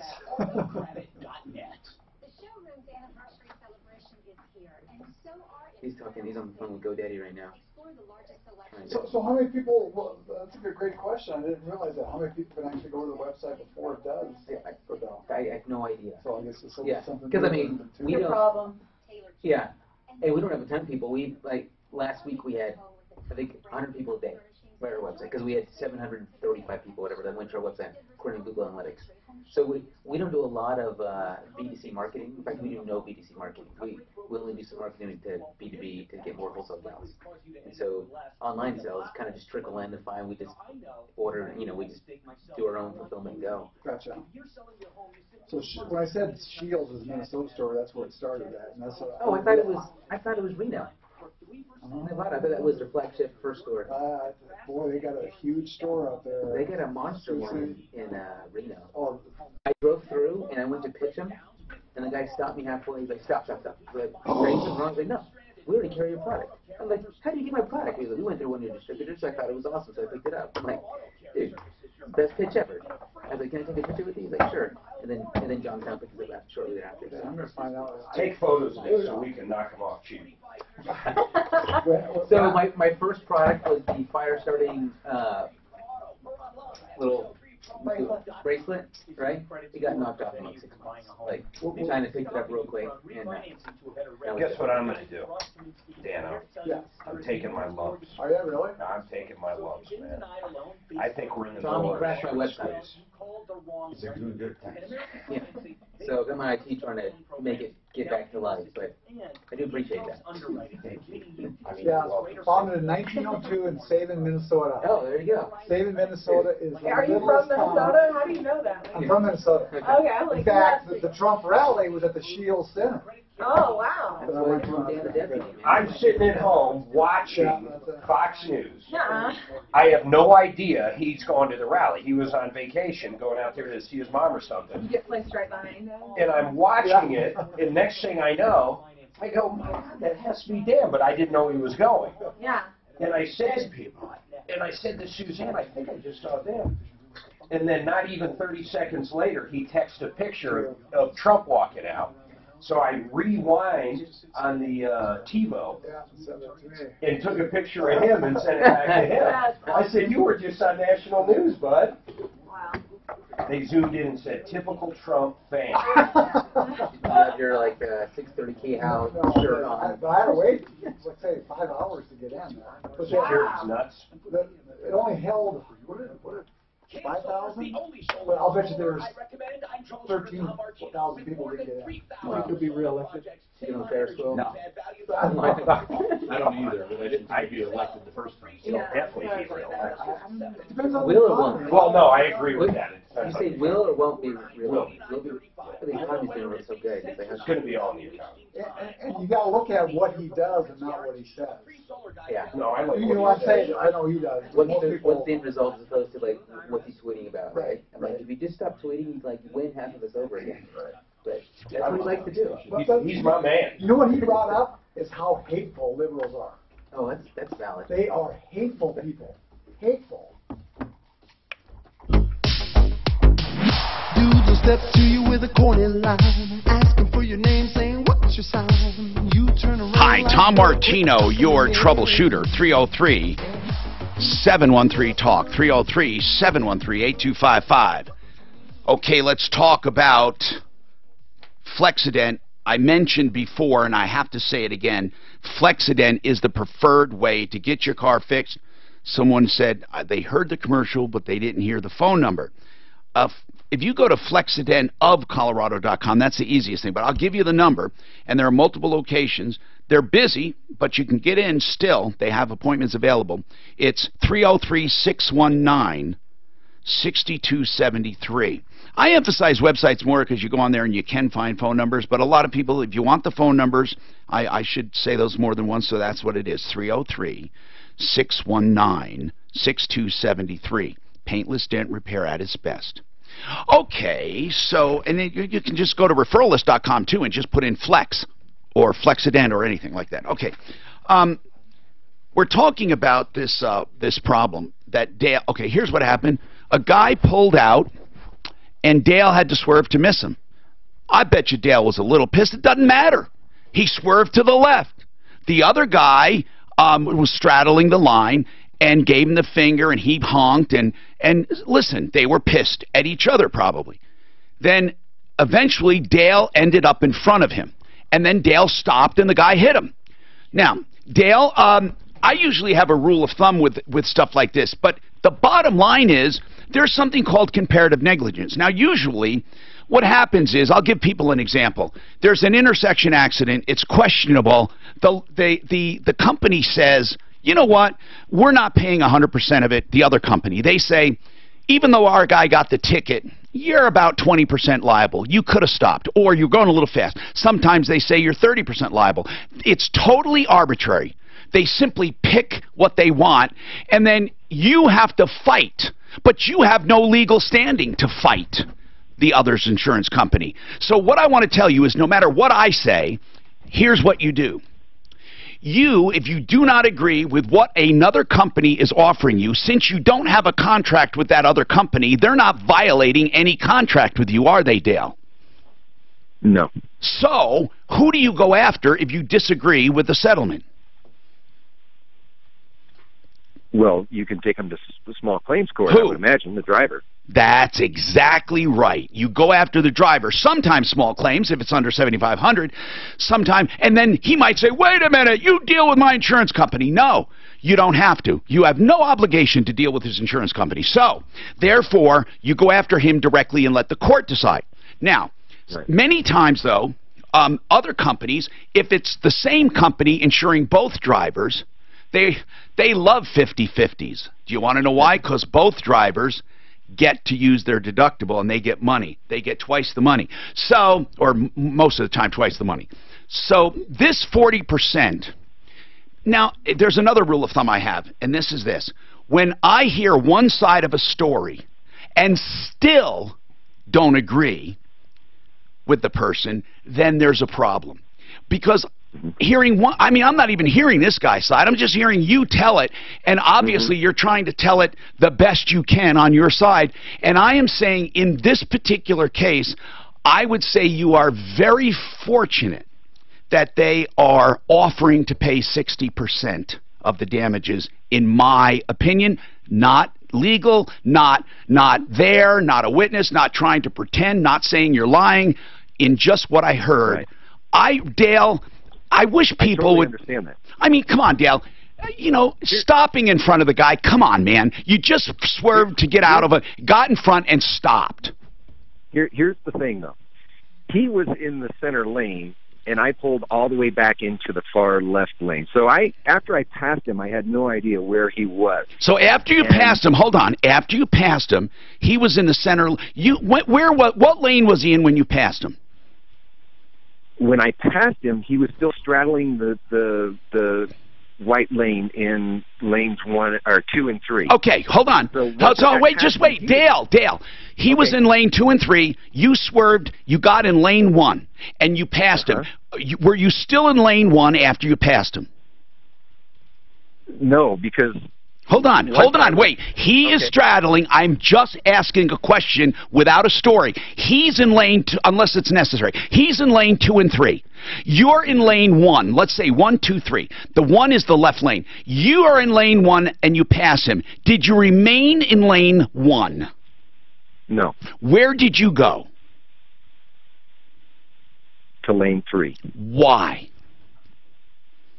As I said, I was swerving past him. So No. You went past him, and you were in lane 1, and you were safely past him. So I am asking you, why didn't you continue in lane 1, driving down the road? Why did you get into lane 2 or 3? I'm just asking. I'm not accusing you. Can you answer why? I understand the question. So I'm swerving. He sounds like he's correcting. Okay, you were swerving. You went too far to the left. I was going 50 miles an hour. Right, you went too far to the left, so you turned right, and you ended up in lane 3. Yes. Okay, I understand that. So you swerved real quick. You were in lane 1. You didn't want to go off into the left road, off the road, so you turned to the right to correct, and you overcorrected and ended up in lane 3, right? Correct. Okay, yes. And then he's straddling both lanes behind you. Then what happened? So, to keep from hitting the curb in lane 3... Because you went too far the right way, because you were swerving at 55, and you never thought of simply slowing down, because he was already in front of you. Just slow down and go behind him. Right, so I hit the brakes and I came to a complete stop in lane 3. Okay, because you didn't... Now, why didn't you swerve again to the left? When I passed him, it appeared that he was heading to the middle lane. I understand. So you thought he's no longer behind me. Did you look in your rearview mirror? Exactly. Did you look in your rearview mirror? No. When I do you think? Hold on. Before you stopped, you were heading to the left. Then you went to the right. When you went to the right and you were in lane 3, afraid to hit the right side of the road, did you look in your rearview mirror? No. Okay. Don't you think you're liable for something? Well, see, the issue of the 60-40% is not why I'm calling. Oh my God! Hold on. Oh, why are you calling? Well, this already. He's got a roofer that didn't show up. No, seriously. Why are you calling? Really? Why are you calling? So, the 60% that they're paying me for my car and my medical bills. Yes. This already went through arbitration. So my company said, okay, you're 60-40. Their company said 60-40, and I'm okay with that. What happened then? However, yesterday, this happened in April, the beginning of April. Yeah. yesterday was the first time I was able to talk to. Would you just get to the story part? I don't need anything but the story, the straight story. Okay. What happened? So what changed yesterday? They told me that so I have an older car, and I bought the car about a year ago. Okay. And I buy cars. I don't buy new cars. That's a story. You have an older car. Just keep going. Okay, so it's valued at about $3,600 right now. All right. When I bought it, I paid about $1,100–1,500. What you're saying is because you buy and sell cars a lot, it did not reflect the real value when you bought it. Correct. Because you know what you're doing. Okay, so therefore, but it doesn't matter because the wreck is evaluated based on pre-accident condition at the time of the accident, not what you paid for it. It's not based on what you paid for it. So where are we going with this? So she told me that I'm only going to get paid 60%, which I knew. Of? 60% of the value of the salvage of the car because it had a prior... It was totaled out because of hail. It was salvaged. Well, okay. Well, that's what they do. When you buy a hail-damaged car, anything in the future that happens, you subtract the value, whatever the value of that car was. So that car was worth hardly nothing. It was worth nothing at the time of the accident. So, even though you were driving it, it wasn't worth much. Hold on. Just hold on. I'll come back. Listen, I apologize, people. I will take your call, but this stuff is important. We got to talk about it. 303-713-TALK, 713-8255, Cam Solar. Go camsolar.com/troubleshooter for your evaluation of solar on your lot. A 20-year guarantee if you get it of performance and a 20-year bumper-to-bumper on parts. Go camsolar.com/troubleshooter, the best solar company around. It gets totaled again, and now they say, well, I want the value of it before it was totaled. As if it wasn't totaled. I know. The car was totaled. But that's not why he's calling. He's got a question for Buddy. You wanted to go fix I got a question on carpet cleaning. Hey, so let's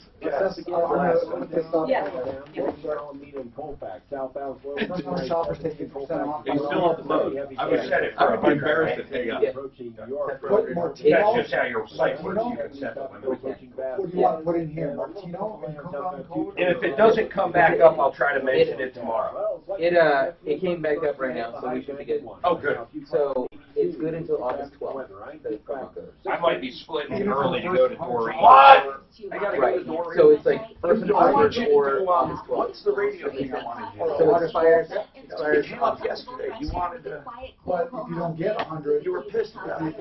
What was I pissed about? No, somebody said, okay, I want to get this on video. It's going to stop at 100 or... Oh, you were talking about it. I know about that, but I was thinking about just coming up with topics. But then yesterday something happened, and I thought, okay, this one, or if it's something else you want to put in coupon code, or you guys automatically. I already made it. When do you, we need to sit down. Let's just make sure we do it, maybe Monday or Tuesday. Let's just go over to the condo, get Till out of here. I need to shoot you and Mike next week. Business casual. That's this. Mike's can do Monday, Tuesday, or Wednesday. It's about, I want to talk about small business problem, and just general shit. I'm going to use for future topics. That's what I need to do. How to make small business grow. And I want to figure out what we were talking about last night. Health insurance covers the cost. We got to find someone that can run these cameras correctly.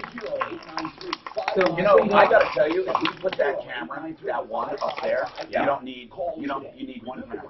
That's it. Right Yeah, it's there. kind of cool, except for the guest side. Really, two would be perfect. Well, that's And true. you would be a director.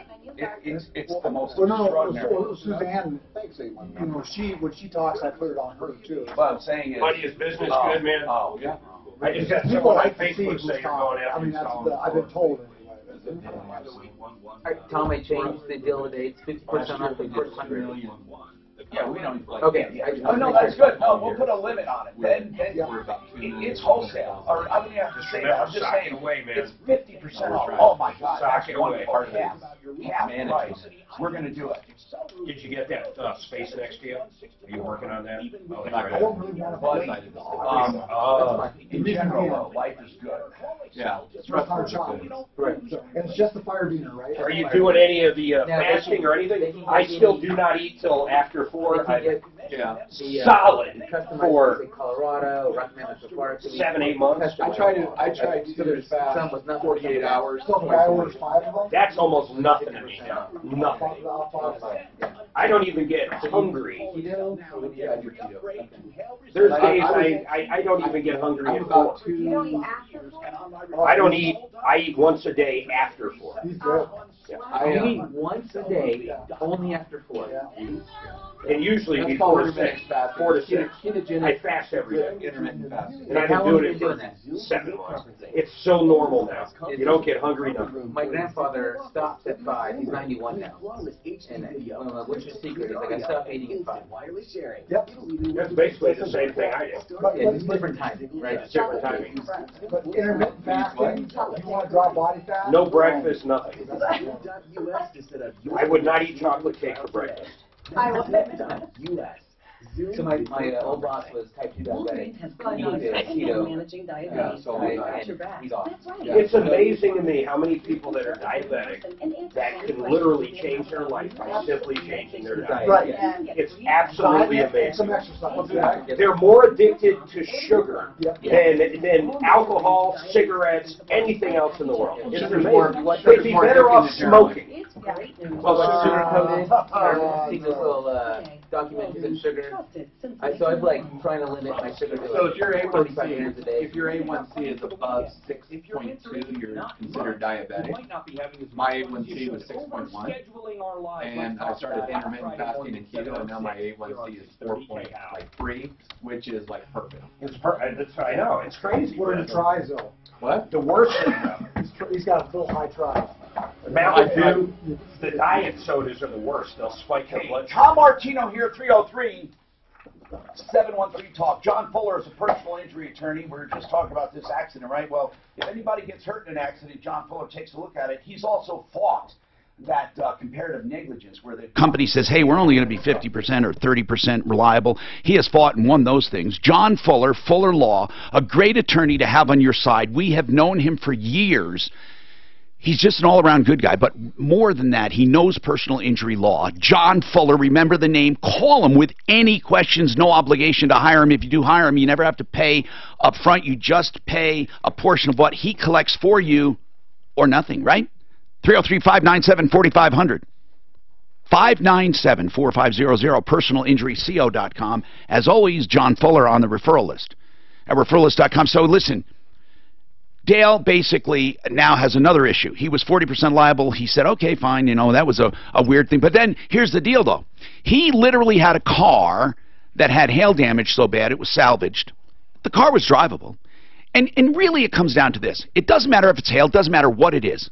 Whatever the value of that car on the market, if you put that car on a lot to sell it, whatever that car would truly sell for, the majority of the time, by the marketplace, whatever that car would sell for is what you were robbed of at the time of the accident. You don't give the price after the accident. You don't give the price after the accident and it been fixed what the value is. It is the value 1 second before the accident. So Dale, really, in this case, if you had a car that was worth $3,600. You could have sold it for $3,600. The majority of people would have bought it for $3,600. Then you deserve to be valued at $3,600. Of course, they're going to pay 60% because of the comparative negligence, but let's leave that out of the discussion now just for the sake of simplicity. What is the value of your car? They're only saying the value of your car is whatever. What are they saying it is? She hasn't determined yet. Okay, well, what you need to do is you need to make sure that is determined properly. But I'm going to give you a hint. It is not going to be what you want. It's not, Dale. It's whatever that car is worth. Nothing you say will change that. Okay, then if you understand that, then I truly don't understand what you're asking. But if you want to stick around, you can ask again. I honestly, do you hear? He says he understands that. Hold on. I demand to stay on. I demand. He says he understands that. I need to know then what was he calling it on? Because now he understands that too. Maybe you cleared it all up. I really, really want to help him. I need to know. I'm not understanding what he wants. He says he understands it's only worth what it's worth. Then I don't know what to call it. He also understands 40%. What does he not understand? Yeah, this is creepy. This is where I go crazy. Sinister new suicide challenge sparks fears. His question I don't is- understand anything. What his question is, does he have any recourse towards the insurance if they're only going to give him 40% of a total car? Because he's totally fucked, you know? They're only going to give him 60%. 40. He's 40% at fault, so they're going to give him, oh, pardon me, 60%. So what, does he have any recourse to gain the rest? But he already agreed to 60%. If he agreed to the arbitration, I would assume he agreed to. It was probably binding. Did you not realize the value of the car? Dan, good news. I have him a list now of actual list for tonight. Like, maybe if I'm still free, I will stand in your line. We're going to the Burger Valley. Have you ever been there? It's awesome, man. Where's it at? It's this year. It's downtown. It's always downtown, like Aurora. And we're not going to get So- any ones. Sculpture Park There's one year. Keep no the bun, bread. belly burger. I just made. I don't eat the bread. I know. I just barbecued. I just made the But best these beef are like brisket. bacon and... I've made the best barbecued beef brisket you'll ever have. I don't think so. I make a pretty good brisket. I'll blow you off. This could I'll be blow you out of the Let's water. do brisket a, challenge. let's do I'll a blow brisket you out of challenge. the water. Okay, next time you're in, I'll you bring brisket, I'll bring brisket. Uh-oh. And then we rate it. Winner Chicken dinner. gets to... So are you gonna Winner, Dan do or a no, blind taste test? loser, That's right. I'll do well, that. you're already used to it, has to sit in the cold bath trough, the ice trough. Are you doing that? No, we don't have a trough. You nut. I like all your advice except for that one. That is just nutty. You fill up a big trough outside with ice water and you sit in So, it. going off that idea, I did try some cold showers. Man, that is rough. A cold shower is freaking rough. You know who does? You know I who used to does, do you that know in who does a military cold bath, an ice bath every morning? Tony Robbins. Oh, Tony Robbins does an ice God, bath. he is You know so who else funny does at that it one. all the time? No. Peyton Tony Manning. Robbins Have you is been doing an ice bath? yeah, Chicken farm, yes. Chicken farm tastes so good. He's sitting in an ice bath. Yes. So now we're talking about. Wasn't he in Shallow Hal, Tony Robbins? Yeah. I tried. Yes, he was. The beginning of Shallow Hal, It's like, Shallow I don't eat Hal is anymore like during all the day. upset, and But, Tony Robbins inspires him, it's- and that's why he sometimes sees it's the girl. hard. I didn't know he was in the That's why he sees her so good looking. Like we're I senior know. citizens eating dinner at Very home every good. day now. Right, yeah. It's got a good message too. But I did try, like, just to try, like, I cannot get used to the cold shower after a workout. Watch the. I'm probably going to leave a little early with Daft to knock that out quicker. I didn't realize we're bringing a shopping cart and that kind of crap over there. What are you doing? We helped this lady move. Oh, the old lady. The old lady. Right. She loves it. Got it. But Daphne, who did like literally 95%, I just showed up on moving day and helped her physically move. Daphne spent so much time over there, it's crazy. All of a sudden, the woman flips out that her shopping cart's gone. She literally has a shopping cart. She's not homeless or anything, but she has a shopping cart. I have no idea why, actually. It's weird. She stole a shopping She cart. stole the shopping cart. You know what? Technically, you're probably right. Not technically, it is She right. could have bought it. She could have had it made. She could have invented the shopping cart. So anyhow, Doreen has now gone off the hinge, and we've got to drop off this shopping cart at her house. So I agreed I'd go over it.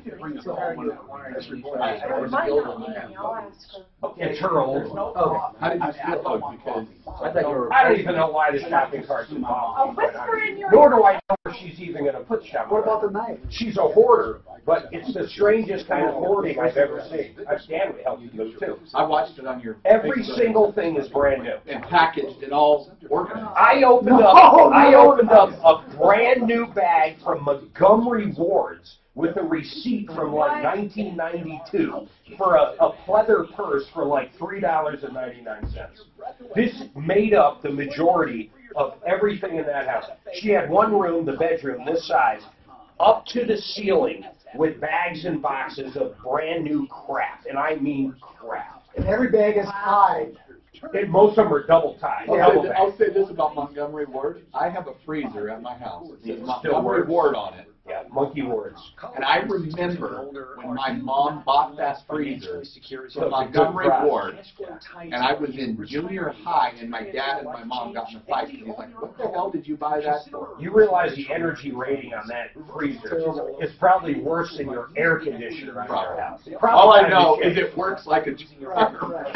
My mom was moving. She's like, "You want this freezer?" I'm like, "Yeah." And I'm 50 years old, and I was in junior high when they bought that. Wow. If you get rid of the shopping carts, They might give you a new freezer if you go I wonder if anybody's ever like gone up to a homeless person with a shopping cart and taken, "That's my shopping cart." what do you think they cost? What do you think a shopping cart costs? I'll bet you they're $150. I'll bet you they're $300. You think Walmart? I've seen Walmart. No way, $150. You mean new, not like a used one on the black market, on the homeless market. I can see you help some lady move, now she's up in arms about not having a shopping cart. Mark stole her shopping cart. He wanted There's another one Tom got us into. Like the homeless lady, you wanted to give the card. $150. $150. Did I nail it? Hi, Tom Martino here. Welcome to the only show that's kind anywhere in the universe where we are fighting for you, Solving problems, answering questions, taking complaints, and making your life just a little easier. And we try to do that each and every day. We have Simply Floors Inc. with us, Buddy Mitchell. He's here to answer any flooring questions. We had some general discussions, and you're welcome to call us about anything that that is of concern to you. One Clear Choice Garage Door this hour brought to you by them. They work from Castle Rock to Fort Collins, or actually Colorado Springs to Fort Collins on garage doors. So whether it be adjustments, springs, new doors, or openers, OneClearChoiceDoors.com. They are wonderful people. OneClearChoiceDoors.com. We truly have really outstanding reviews on them, and they do a great job, including the free Martino inspection, it's called. They'll look at everything for you on your garage door free. If you need anything, they'll let you know, of course. They just want to be your garage door company. 303-565-6409. Okay. Man, we're having a lot of discussion. Okay, let me just get right to this. Dale called. The accident was deemed 60-40 with liability. 40% his fault. He agreed to it. Now it comes time to valuing the car. The car was a pre-total. The car was not fixed. It had hail. He bought the car as salvage. The car is whatever it was worth is what he's going to get. That's what he's going to get. Of course, less the 40%, which was his fault. So that's where we are right now. It's just that simple. He thinks it's worth around $3,600. The insurance company hasn't said anything yet, but it's going to be worth whatever it was 1 second before the accident. And it doesn't matter what we think. If it was a totaled car, it was totaled. It doesn't matter that it drove great. And if a car had other problems, it would be valued exactly as it was. So, Dale, that's where we are. Without going backward at all, what is the issue now? Once they determine the value and cut you a check for 60%, that will be it. What is the problem? Okay, no problem. So she said that she was going to give the adjuster from the other insurance, said that they were going to give me salvage. And that could be anything like $250 or $500. It's whatever. It doesn't matter what she said. It's worth whatever it's worth. And it is salvage. I mean, for lack of a better term, it is salvage value. I mean, because the car was totaled and it wasn't repaired. Oh, well, it was repaired. I put... Did you fix the hail? I put 2 windshields. Did you fix the hail? You know, I've spent a lot of time with you, Dale, and I'm telling you, you're a moving target. So let's talk right now. It doesn't matter if you think it's worth more than salvage. If that car was salvaged once, and it was never repaired, then it is salvaged now. It sounds like he has a partial repair. I got it. No, there is no partial repair. He had a new repaired it. No, he didn't. He put a windshield in it. That's not a partial repair. Yeah, I just wanted to get compensated for the value of the car and then the 2 windshields. No, you won't. You won't. You won't get, and not the gas you put in it, not the oil, nothing. You will get compensated for nothing. You know, you get exactly what the car was worth. Now, with the exception of, if that windshield was just put in the other day and 4 new tires, you could negotiate for the tires and windshield. You could possibly, however, you're going to get 60%. I don't think so on the windshield, but he brings up a question. Have you run into this? Can a vehicle be double salvaged? Can I have a vehicle that I buy back twice and there's 2 salvaged markings on the title? You can be salvaged. It can be, see, when it's salvaged for hail, no requirements. When it's salvaged for anything else, you must repair it and present it to the state police for an inspection.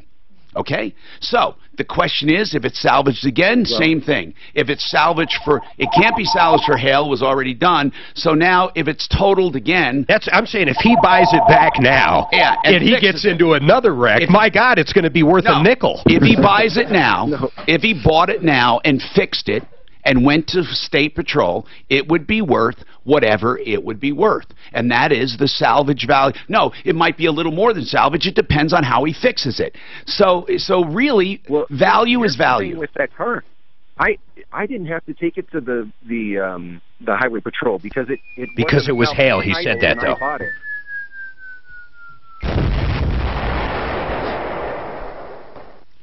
He doesn't understand the concept of salvage. It doesn't matter. Dale, one more question. Dale, can you sell that car for $3,600? No, I cannot. What would you sell it for? What would you have been able to sell it for in its condition with a salvage title and total hail damage? What would you be able to sell it for? And your goddamn new windshield, what would you sell it for? What would you sell it for? What? Okay. What? Shut up. I'm tired. I'm tired. I'm trying to give the guy a break. You would sell it for what? Give me a number. Nothing else. Not one word. What would it sell for before the accident? What would it sell for before the accident? What would it sell for before the accident? If I sold it with the hail, give me a number. $2,000. Huh? $2,000. Yeah, right. Come on. Jeez, you know what? God, this guy lies about everything. He lied about his liability. He lies about this. Somebody's going to pay $2,000. How many miles on the car, Dale? How many miles? There's 140. 140. What kind of car is it? Hold on. What kind of car is it? It's a Saab 9.3. A Saab 9.3. What, 93 or what year? 2007. A 2007 Saab 9.3 with 140,000 that had a salvage title due to hail, and you could have sold it for $2,000. Guess what, Dale? If you find one of them that's sold for that much money, one of them, I will give you $100 just for the hell of it. All right? Linda, what's going on with He's got another question. He's full of crap. This guy is... Look at Dale. I mean, there's nothing against you personally, but you're full of crap. I guess that is personal. Because you're so full of it. Linda, what's going on with you? Linda? Hello? Hey, what's happening? Hi. We live in Colorado. Yeah? Had a house out by the Rocky Mountain Arsenal. Oh, yeah. Yeah, oh yeah. We have 20 houses on our block, 9 people with cancer. Now, hold on. Didn't they do a settlement for that, I thought, or not? No. Or they did a cleanup, or I don't know. They did something. Yes, they did some kind of cleanup. Yeah. They did a cleanup at the Arsenal. Right. And what? How long have those people lived there? We lived there 12 years. How long? I forget the history. I got to look it up. The history of this thing. When I moved here, it was a big deal, and it was a big deal. Oh my God, it was a really big deal, and they actually, it's almost like it says there was a $375 million payout. No, there was a payout too. There was a payout, but I don't know how. Payouts to homeowners. Yeah. Downwind from shuttered facility. Yeah. So, but I don't understand though. So where would that go? I don't know. That's the thing. Are you saying how many people have cancer? 9 people on our block. 9? 20 houses. Holy crap. What kind of cancers? It's all different kind from, I think 4 of them have breast cancer, brain tumors. Mysterious illnesses. There's a little boy, he was about 2 several years ago, and they couldn't figure out what was wrong with him, and they finally took him to a children's hospital in Chicago. What's wrong with him? I don't know. We never heard. Hey, listen, it's interesting. No, most of these claims paid were all because of the property value going down, and the average payout was only $15,000, but it had nothing to do with medical. Yeah, but I never. But when was that? Well, we're looking at 2017. But here's the problem. Okay. Oh, recent. Here's the problem. Has anyone brought any suits for health? No. Well, I don't know. You're saying no, but you said that too quickly. I'm saying no that I know of. No, nobody on our block, because they all think I'm crazy. Well, no. To me, it's such an obvious question that I assumed that was, already done. You know what I mean? Like, I just assumed it. I never actually thought about the people whose health was affected, because this was a big environmental problem for years. Correct. It's a huge problem. I don't see anything with linking it to cancer or anything. I mean, I don't know. No. It was definitely said to be a health problem. Definitely. I don't know if there was groundwater contamination. On the north side? Yeah, there was huge, but what people are they covering? Are they covering the people before the cleanup? It's 20. Here's what I'm reading. 20,000 acres. They wanted to have for a chemical manufacturing center, okay, and they wanted to be in the proximity of the airport. And it said that the arsenal manufactured chemical weapons, mustard gas, napalm, white phosphorus, lewisite, chlorine gas, and sarin gas in the 50s. The U.S. Army began to lease out its facilities to companies to manufacture pesticides. In the early 80s, the site was selected for a Superfund cleanup. Okay, and I grew up in Commerce City. Yeah, we're right next to Commerce City, and it was being you're cleaned. Familiar. It was being cleaned up back in the 80s when I was a kid. Is that what happened to your hair? Pretty much, yeah. No, it happened. It was really, really, really terrible. They bought my cousin's house. Yeah, they were buying some houses, and they paid off a lot. But I never thought about recent cases of cancer, because if you think about it, this is like, they started doing this chemical stuff years and years ago. What, 50 years ago? Look how long it took for Agent Orange to be linked. No, but what I'm saying is, how long did those people, give me one cancer, the longest, how long did they live there total? Well, my neighbor, she's been there about 12 years. Yeah, but that's not. Yeah, but that's after they cleaned it. I mean, that's after they cleaned it. But I don't think you can. I think you're stretching. In other words, all of the cancers would have happened. Is what I'm saying. There's no longer a threat. That thing is monitored closer than anything in the world. There's nothing going. So? Well, okay. I'm not going to get in. I'm not going to get into the conspiracies and all that. I'm saying, Linda, truly, they cleaned up the damn place. It was one of the most well publicized cleanups and environmental testing, and so for something to happen in the last 10 to 12 years, I would say if they had lived there 20, 30 years ago, and all of a sudden something's happening, they were in their teens and now they're older. But to say somebody moved there 12 years ago and got cancer, I mean, what are the other cases? Of the 9, how many have been there more than 20 years? Not that many, because it's all new development. Yeah, I don't think any of those homes were built 20 years ago. No, they were not. It started back in like 2002, 2003. They started building up there. Is this actually and that's off where 104th and Tower, and also 96th and Tower. Listen, it's not fair to you for me to try to talk to you about this when I don't really know enough about it. In other words, I can't read. Well, that's what we have to find out. We need to talk to either an aggressive attorney who was involved in some of this litigation, or we need to talk to someone from the government, and I don't think, of course I could always be wrong, I don't think that they're keeping bodies of aliens at Area 51, and I don't think they would lie to us about this if they were.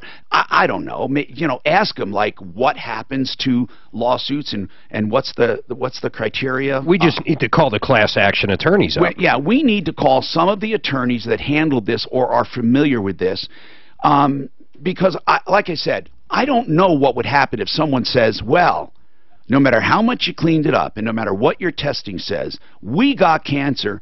But do you understand, Linda, let's just say that you have an inordinate number of cancers in that area. Do you realize that you have to have a direct link, not just oh, there must be something going on. There's got to be a link.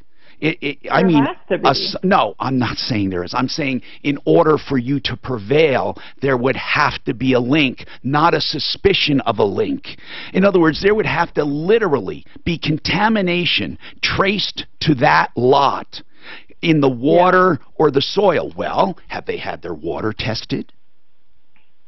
Have they had the soils tested? I never took my water in. Well, somebody there to stop digging. Somebody, okay, that must be the government. Did they have black sunglasses on and stuff? You know, Linda, really, I'm not going to talk to you about conspiracies, but I will talk to you about the people who have cancer.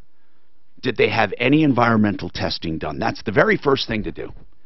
They test their soils, they test their water, they test their air quality, they test everything. So you know that's been done out there. Well, I don't know it's been done for that victim who has cancer. But if you're going to go in and make a claim, I got cancer due to this Superfund, this site that was not cleaned up by the Superfund, and I got cancer anyway. Well, they want to see data. Where's the contamination?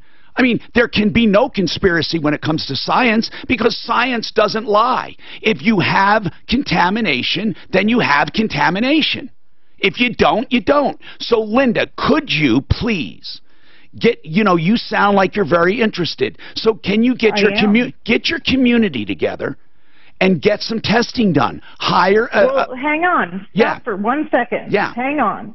We have discussed doing testing. Yeah. What we have run into is we need to know exactly what we're testing for when we submit each test. You have to tell them they need to test for this product, this product, this product. Okay, and I don't. What I would say is, Linda, you know, you have to.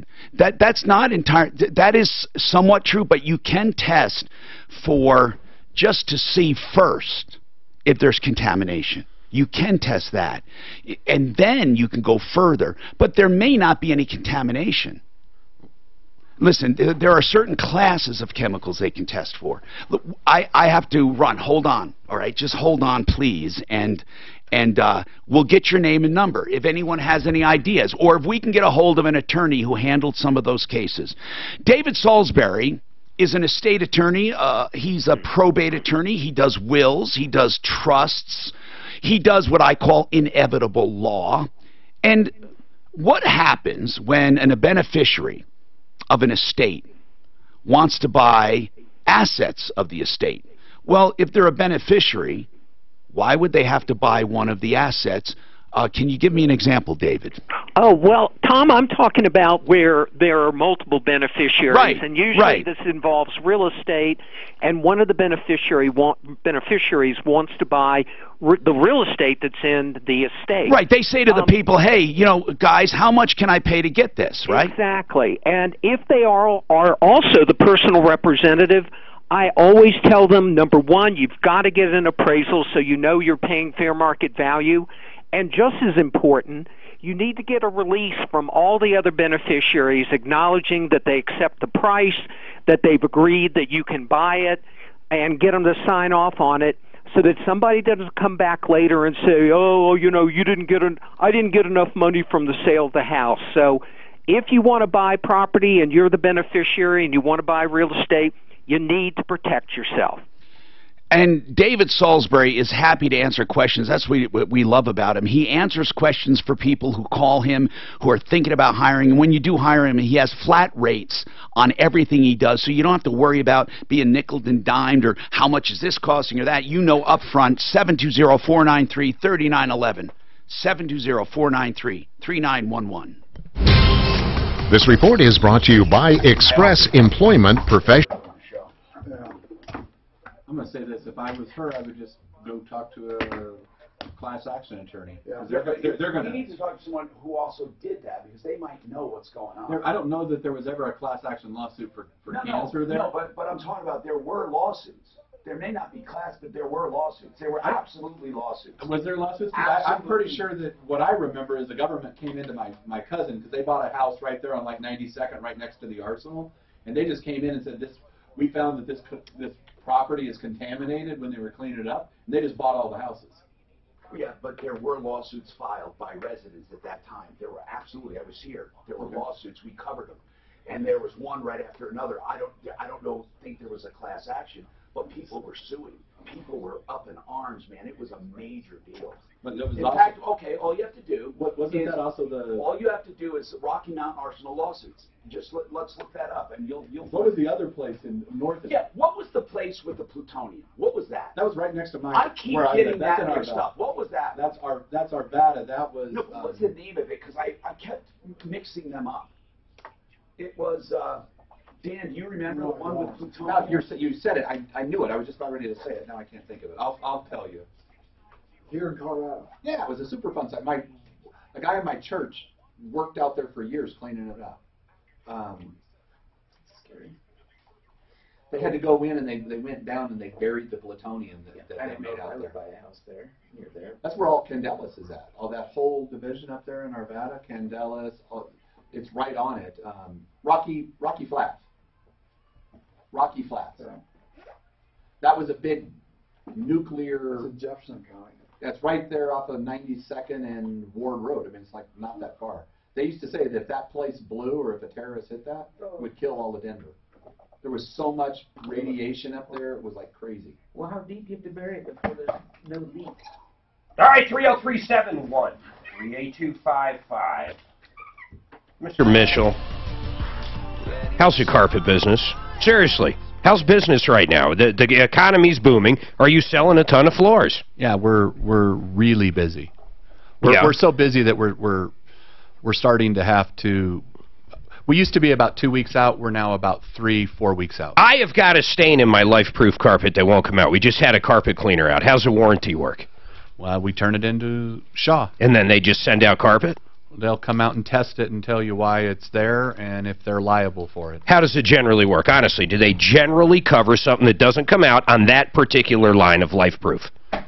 I haven't had a claim on one yet, so I don't know. But I'll say this: you have taken care of it, and and that is the first step to getting a claim passed. Yep. Right? Is I say these warranties are written by lawyers of billion-dollar companies. Yeah, I got you. The fine print. We'll see, but hopefully mine goes through fine. And you'll give it a little push, right? We'll work at it. We work for everybody. Now, we have a couple claims going on right now. Mike, is your website back up? Mike Mojica, our common man today. Tom shut it down when he mentioned it a while ago, but we got it back up, so people can go on and buy this, and describe one more time what it is. Okay, so it's a 1-ounce carabiner. I call it the fire beaner because I put the fire in the carabiner. So it throws a spark and get a fire going. It has a utility blade, a bottle opener, and a screwdriver tip on it. So pretty simple, lightweight, easy to throw in your keys, easy to have in your pack, and just in case you get yourself in a pickle, you have the means of starting a fire. And it's on Amazon for $15. He's got 50% off. Oh, no, he's doing the 50% off for us, though, right? At the website. You got to put in Martino, right? That's right, guys. Screaming deal. If you go to my website, outdoorelement.com, type in Martino for your promo code, you get 50% off. So it'll be $750? That's correct. Oh, man, and that's his wholesale, man. That is like, or even below. You got to do it. It's $750. Outdoorelement.com. All right, now, Anthony, what's going on with you? Oh, shoot, did I disconnect him? What a klutz. Anthony, if you're listening, I'm going to answer your question in a few minutes whether you call back or not. So listen or call us back. I just can't believe I think a fat finger thing here. Now, Linda, we have not forgotten about you. I don't know what we do. We just have to figure it out. Okay, health concerns, and you're living near Rocky Mountain Arsenal, the former Rocky Mountain. They actually made it into a wildlife refuge. They went overboard. But she's claiming 9 in her community have cancer. That's weird, right? How do you make a link between cancer and the environment, that local environment? You do it with testing, right? Data. Let's see. I want to talk to an attorney who has handled these kinds of cases to let us know how you even begin. But are people just looking for something, or is that weird? What would you do if 9 out of the 20 houses in your neighborhood, 9 people had cancer, and you're living there? Would you think that's weird? It's kind of weird. I don't know. I don't know the stats. I don't know. How old are these people? Different kinds of cancer. Okay, Anthony, I'm sorry I disconnected you by mistake. What's going on, sir? Just a quick question. Yes, sir. I'm one of the many unfortunate timeshare owners. Yeah, it's never a good deal in my opinion. What's going on? Well, yeah, I wish I'd have known that before I made the mistake. But anyway. Yeah. What I have heard various, television and phone ads for timeshare sales companies. Yeah, they're mostly rip-offs, because you know of any reputable one in your knowledge? No, I don't. Here's why. Okay. For it to be, you call it reputable. They all could be reputable. They just expose you. Here's the biggest problem with timeshares people do not realize. It's called recourse. That means you sign the papers with the developer usually, and you buy from the developer. And they're telling you what a great investment it is and all of that. Okay. You sign something saying that you are responsible for the maintenance fee, and there's something else. Capital improvements. People never even think about that.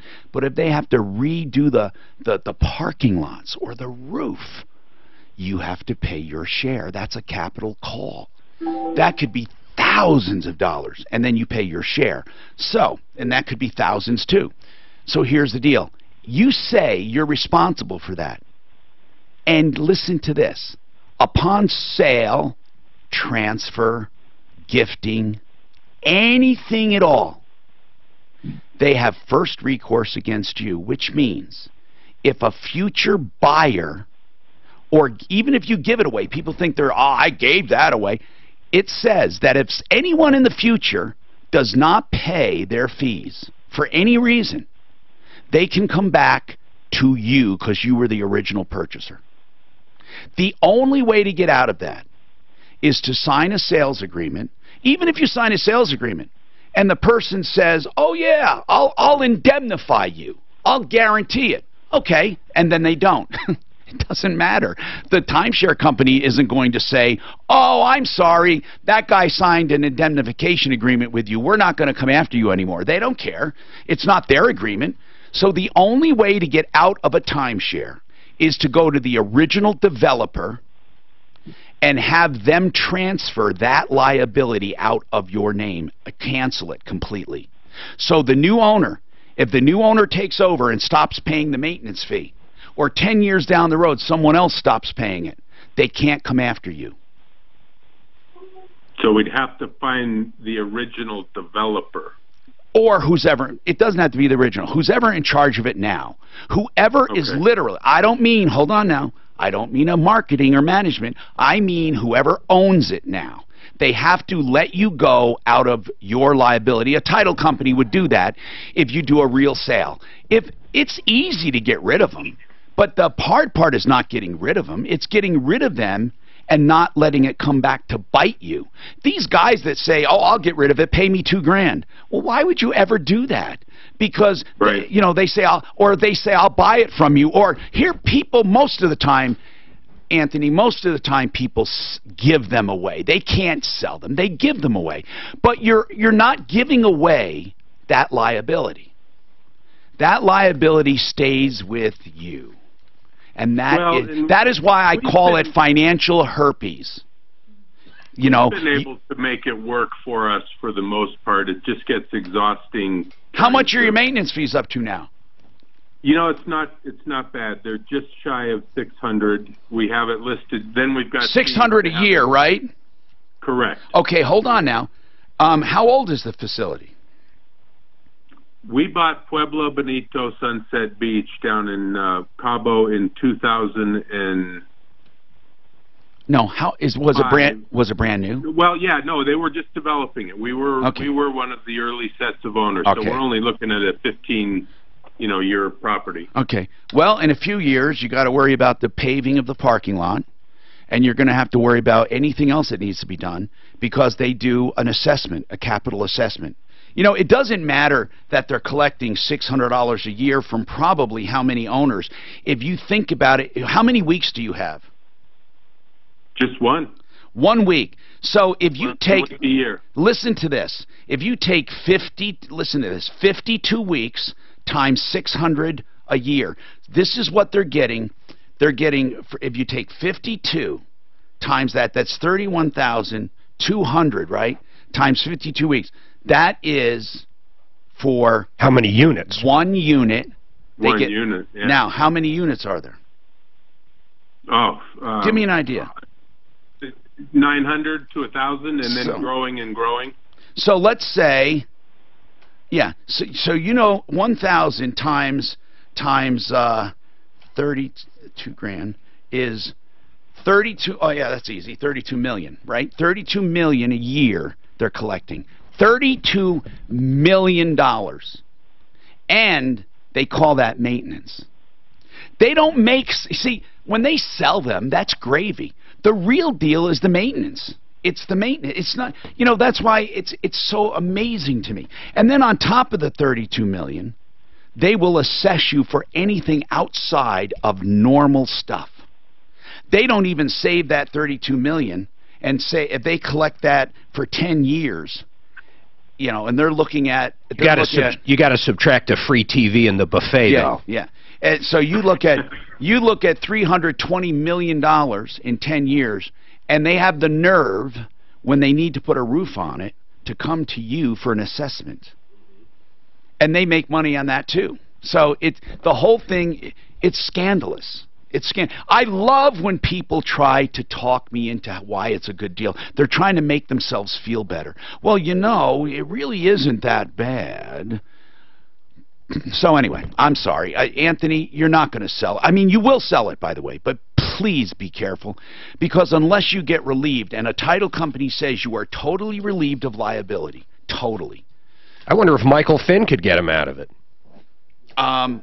Well, but that's not a sale. That's the times, getting out of a timeshare. You got to sue to get out of it. And then you actually end up making a settlement. Donna, what's going on, Donna? Hi, Tom. Hi. After 30 years of listening to you, I thought if anyone could help us out, you've got to be. What's going on? Well, my son signed to go into the military at age 17 and just recently got out after 6 years of being in the Special Forces. Wow. During that time. What Special Forces? With the Navy. Wait, was he a SEAL? He's a boat guy. Okay, well, whatever. So So what happened? Well, as soon as he was getting out, he was offered a job at a iFly. All right, hold on 1 second. I'll come. I promise you're first up, but Bruiser's telling me I got to do this or I'm in very big trouble. ApprovalReverse.com. Just remember that name, please. Approval Reverse. And if you're ever thinking about a reverse mortgage, 62 or older with equity, I wouldn't even bother with it until I'm 70 or older. But here's the number, 303-771-3528. The long and short of it is money you can live on, never pay back. Okay, that's the bottom line. And never lose more than the home. And sometimes you don't lose the home. You just sell it and pay it off. But it's bad for some people. It's good and great for others. 303-771-3528 for the truth. ApprovalReverse.com. This is Denver's talk station, 630 KHOW, an iHeart radio station.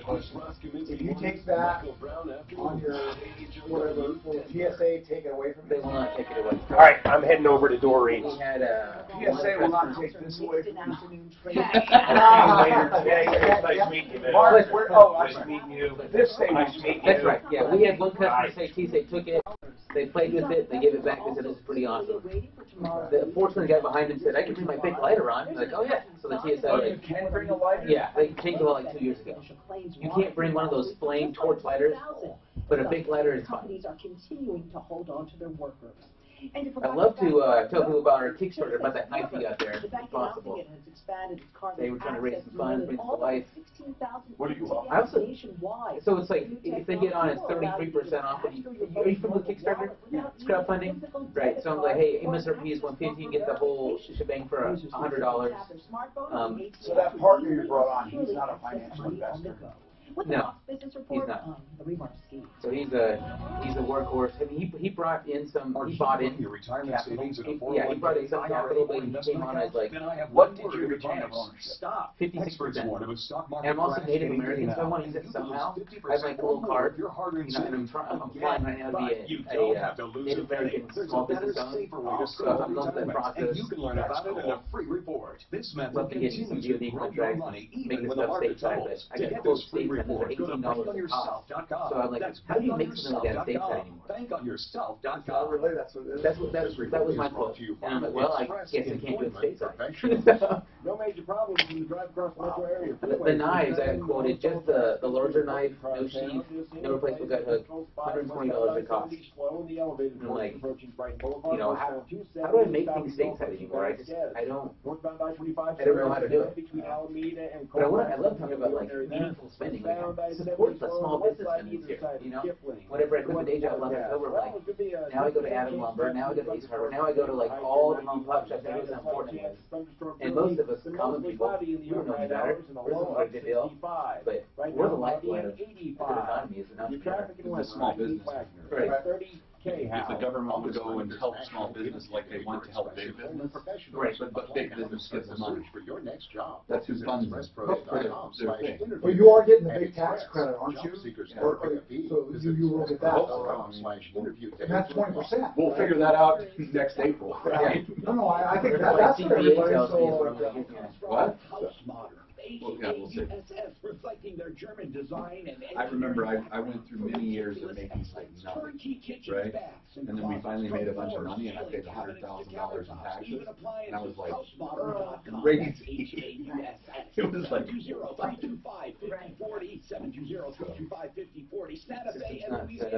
and then like healthcare is a nightmare. You start your own business. Taking this Integra hook is out. radio station. What did they? Yeah, but he's the one that found that I got a great discount because I was Native American. He said, Mike, you have this awesome discount. You should use it. Tom Martino here. Let's go to the phones. People have been waiting. And I want to remind you, simplyfloorsinc.com, Buddy Mitchell. They have a place at 52nd and Ward 2, a nice warehouse and showroom. And you can go there and look around, southwest corner. But simplyfloorsinc.com will make your own appointment. And then don't forget outdoorelement.com, and you can get one of these carabiners for like 50% off. That's cool. That is really cool. And it's called a Firebiner because it's got a striker, you know, like a lighter on it. It's pretty cool. So Donna's trying to help her disabled son. I'm not sure what happened. He was in the service, Special Forces. He got out. What's going on with him? Well, he went to work for iFly because in the military, the Special Forces guys use that tunnel a lot to practice for their parachuting and things like that. And so it was kind of a... Was he injured? I'm sorry? Was he injured? Yes. Okay, how was he injured? Well, he got injured during Hell Week and a couple other times throughout his career. So was he actually discharged for medical reasons? No. Okay, he got an honorable discharge? An honorable discharge, and he's got a disabled veteran rating. What percentage of disability? He's got a 60 or 70%. Okay, so what can we do for you? Well, the problem is he went to work for this company, and I sent you several documents over there. Yeah, but right now I just need to know the basis. Well, he's been banned from going to this place because basically he refused to give him $10,000 for training, which was not the agreement what he had with them. Okay, so he had a written agreement with a place of employment? Correct. Give me an idea of what you mean. The document that I sent you states that... Suzanne, the documents that she sent me, she's referencing contracts and stuff. Do you have them? So, he signed a contract, an employment contract, basically. Correct. And they just said that they would provide him with this training. Right. They say it costs $9,999. And they would provide it. And they would provide it. In his contract, nowhere does it say that he has to pay that. Right, okay, then what? So 3 months later, Yeah. they You mean come up- after the training? Correct. After Wait a minute. So hold on a sec. They trained him and then and now they want him to pay for it? Correct. And he never agreed to it? Well, then that's ludicrous. He doesn't have to pay for it. Well, correct. And he didn't. So they fired him and now have banned him from the facility. Well, what kind of employment is it? It's the indoor skydiving, right? Correct. And it's the major one that the military uses for special forces guys. But to do here's the their deal. training in. Here's the deal. The firing part, they can fire him, and they can say, we don't ever want to rehire you. And that's They're not trying to collect the debt, though, right? correct. Okay, and the attorney you hired, you had an attorney? Correct. And this attorney, Lisa, wrote a very good letter that they feel no legal obligation to pay this arbitrary amount. And then and I'm taking her at her word. She says nowhere in the contract did it oblige him to pay. This is absolutely ridiculous that they're doing this. I mean, but they can fire him. They can't fire him for this reason, but I can almost guarantee you they're not going to say it's for this reason. They're not. Yeah, they will. Well, then you can sue them, and you can probably win. So if you have, I want to know where they said they were firing him for lack of payment. Well, all they did was come back to her and answered that, because she even offered, because my son said, Where? Hold on. Where? Do you have that in here where they answered? I don't know if I have it in there where they just said that he was terminated. I want to know, you said something that's very important for your victory. They admitted the reason they fired him is because he refused to pay this bill. All they did was come back and just said that he was terminated. You understand, I'm not trying to give you a hard time, but when someone tells me something, I believe them. And so they did not say that then, right? You were mistaken. They did not. Well, basically all they said was that he was then terminated. Okay. Now, if we call them and say, why was he terminated, or did you terminate him for this, will they say, yes, because he didn't pay for his training, or will they say something else? Oh, I believe that they will say that because... okay, then you can sue them. Like he signed for it. You sue them, you put them on the stand. You absolutely are going to win. This guy's going to win. There's very seldom an unjust termination. Very seldom. You have it because you're telling me on the stand. His attorney's going to say, "Did you fire this guy for not paying this bill?" Yes. Did he? But yet he was not legally obligated to pay it. Yes. Okay, here's the contract. Nothing in it says it, but you fired him for this. Okay, Your Honor, we rest. We want damages. Why don't you do it? You're going to win. It's a slam dunk. You're telling me they admit openly that that's why they fired him. Let's call them right now and ask them because you said they will say it, right? Correct, but okay, good. We won. I don't even understand what the problem is. They're admitting that they broke the law. I mean, not broke the law, but they did an unjust termination. They're admitting it. They're admitting that they fired him for not paying a bill that he was legally not obligated to pay. Or they may say, we fired him for not paying this bill and he was legally obligated. Well, that's fine, too, because it's pretty clear he wasn't, according to your attorney. Suzanne, what do you mean he signed for it? Well, did you scroll down on that attachment and where? The last two pages? The iFly? I'm sorry, not last two pages. It's in the middle. I don't understand. What's the son's first name? Is it Grant? Okay. It looks like he signed his name saying he agreed to pay that $10,000 in what I'm looking at. Well, hold on a second. It says, and he's making $9 an hour, and he's going to pay $9,000. Okay, hold on. It says flight time. You will earn flight time, blah, blah. Right, you may earn commissions on a predetermined schedule, which is subject to change. Training. iFly will provide you with a blah, blah, blah in this training in order for you to earn an instructor level 1 rating at a cost of $99. Well, and the next page, he signed it. Wait, it does say it's going to provide you at a cost of $90. Yeah. He did sign it. I don't understand. why did you say he didn't agree to this? No, it said that they would provide him with training. They said, hold on, we'll provide you with training at a cost of $9,995. It's pretty clear there. I mean, what? No, now if you look at the other contract, there's other contracts that they've given other military guys. But he didn't sign the other one, he signed this one. But on the other ones, they specify that they have to pay it, when they pay it, and what they're obligated to do. And his does not say that. But it's what you're saying is it's ambiguous, right?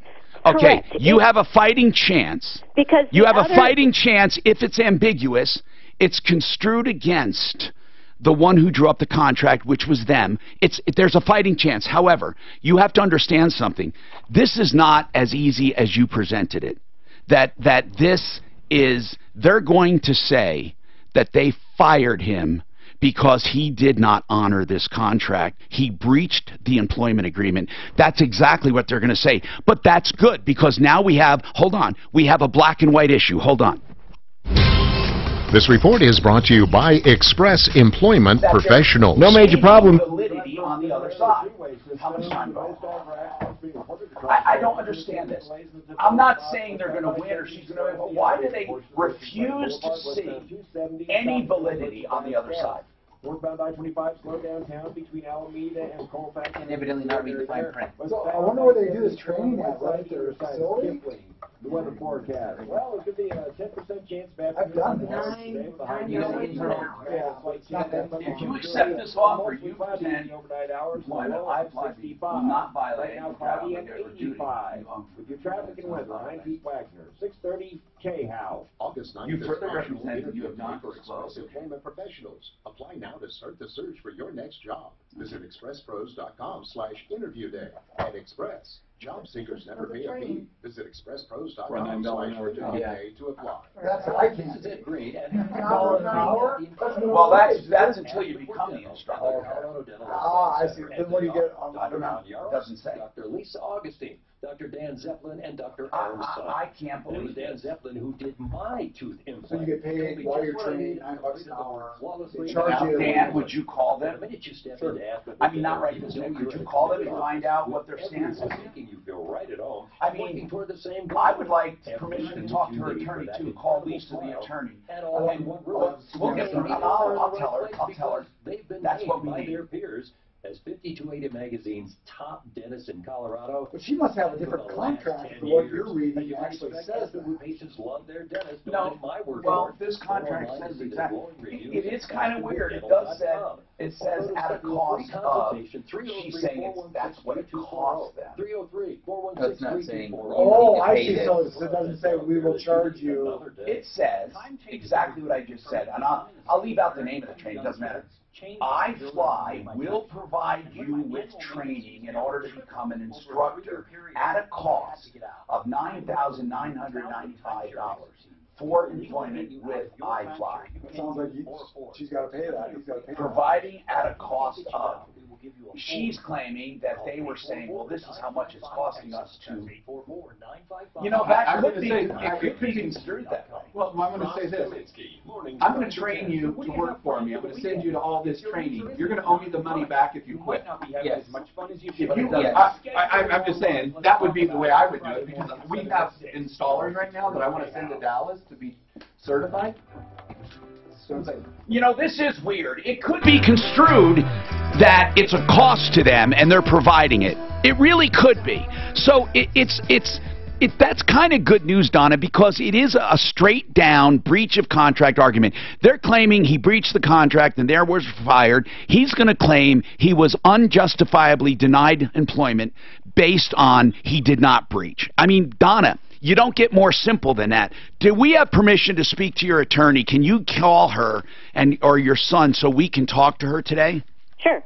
Okay, and also we'll contact this other place. But you understand that's what it comes down to. No one is going to believe you straight up that he was never warned that he was going to be charged. However, it's not as clear on the other side either. And I think one of our main things is if you look at page 13 I sent you. Yeah.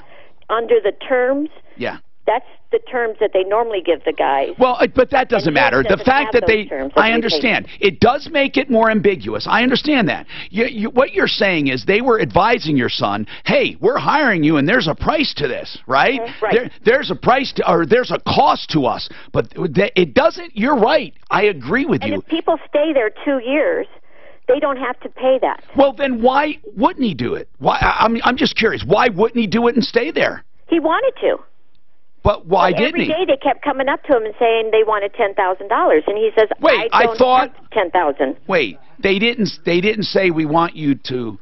They didn't say. Well, I think we need to talk to our son. Yeah, I need to talk to your son. Okay, there are two things. We need to talk to the attorney. We need to talk to your son, because if they give other people a 2-year waiver, why wouldn't they give him one? We're not hearing something, and we need to talk to him. Yeah. Or do they just give you $10,000 back if you stay 2 years? Do you know that, Donna? Do you know? I mean, no, they do not.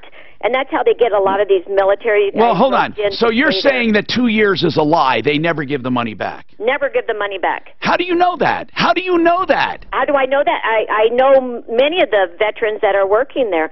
Oh, come on. So they say if you stay 2 years. They make them stay 2 years, and if they don't stay exactly 2 years. But no, I'm asking you this, Donna. If people stayed 3 years or 4 years, or they stay, they do not ever get their money back. That's what you're telling me right now on radio, that you know for a fact that no one ever gets their money back. Because no one never has to pay. What do you mean by that? They don't pay. They normally never pay. They just make them sign a contract. Okay, because they stay there, right? So they don't have to pay. Right. Okay, good. I understand that. So why didn't they allow your son to stay there and not pay? I don't know. All I know is that... That's weird to me. Hold on. If they did not allow your son to stay there to work off the $9,900, there's a reason. Now we're getting back to my original assertion, and that is, or assertion, that is, that they said they're going to say, no, we didn't fire him for that. He could have worked for us 2 years. We would have waived that. We fired him for another reason. See, we're getting into a lot of hazy area. Donna, well, I can assure you there's no other reason other than the money. No, there's no other reason that you agree with. There's no other reason you agree with. But they can come up with another reason, is what I'm saying. The fact that they're not trying to collect the money. Their HR person will back up my son, too. Really? But she's not really an HR person. What is she? She's just an employee that they call their HR. Okay, well, she'll back it up. I want to talk to her off the record. Do you have her number? I'll have my son get it. I need to talk to your son. Donna, I'm sorry, but there's something we're not hearing. If they allow everyone there to work and not pay the money, but they wouldn't let your son do it, and you don't know why, is that at least correct? I want to make sure I have it straight. They let others work there for 2 years and not pay, but they did not let your son do it, right? Correct. Okay, good. Then the next thing, they said they sued him, or excuse me, they fired him, and they will admit it, that they fired him because he did not pay the money. Well, they won't. They're just going to say, after we sent the letter, saying that he what are they going to say? Full training, what are they going to say? He was certified, that we would pay the $4,400. That all they came back and said was... What is the $4,400? That's a whole new thing, Donna. Suzanne, this is like an onion. Every time we peel back, there's something else. I can't do it right now. We need to talk to her. No more unless we can talk to her son directly and call the attorney. That's the only way we're going to do this. Some of these problems are exhausting, No. Tom. What's exhausting is people tell me what they want me to hear for their argument. That's the way they do it, because they want me on their side. What they don't understand is they don't have to do that bull stuff to do it. They can just tell me everything, and that's all. David, what's happening, sir? You have a comment on that totaled car. Yes, I do, Tom. What is it? The hail-damaged vehicles do not get a salvage title. No, they get a vehicle. No, but it's a salvage vehicle for all intents and purposes when it comes to value.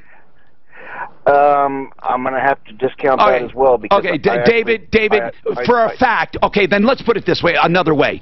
The car is not worth retail at the time because it has been totaled for hail damage. Is that correct?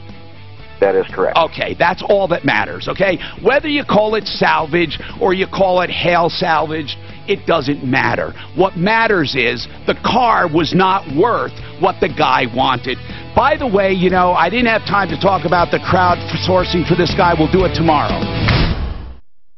This is Dan Kaplis. I believe that talk is... I get so goddamn frustrated!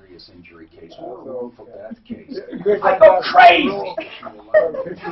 Oh, yeah. Tom, you mind if I get a picture with you? Yeah, but we got to do it really quickly, and I'll tell you why. Because I have an emergency. No, I'll get my help. So, let's do this quickly. Y'all have a good week. Buddy, thank you, man. I appreciate it very much. You have a great one. See you. Hey, guys. I want to do it with the mic. No, go from here. Like this. This is a good background because it's busy. Let me put this on. Like this. Okay, like this. All right, guys. 1, 2, 3. I'll take a couple. Hotels.com lets me do me. You can turn the lights on behind you if you want. The brightness situation. Oh, there we go. That might be a little better. Yeah, nice. 1, 2, 3.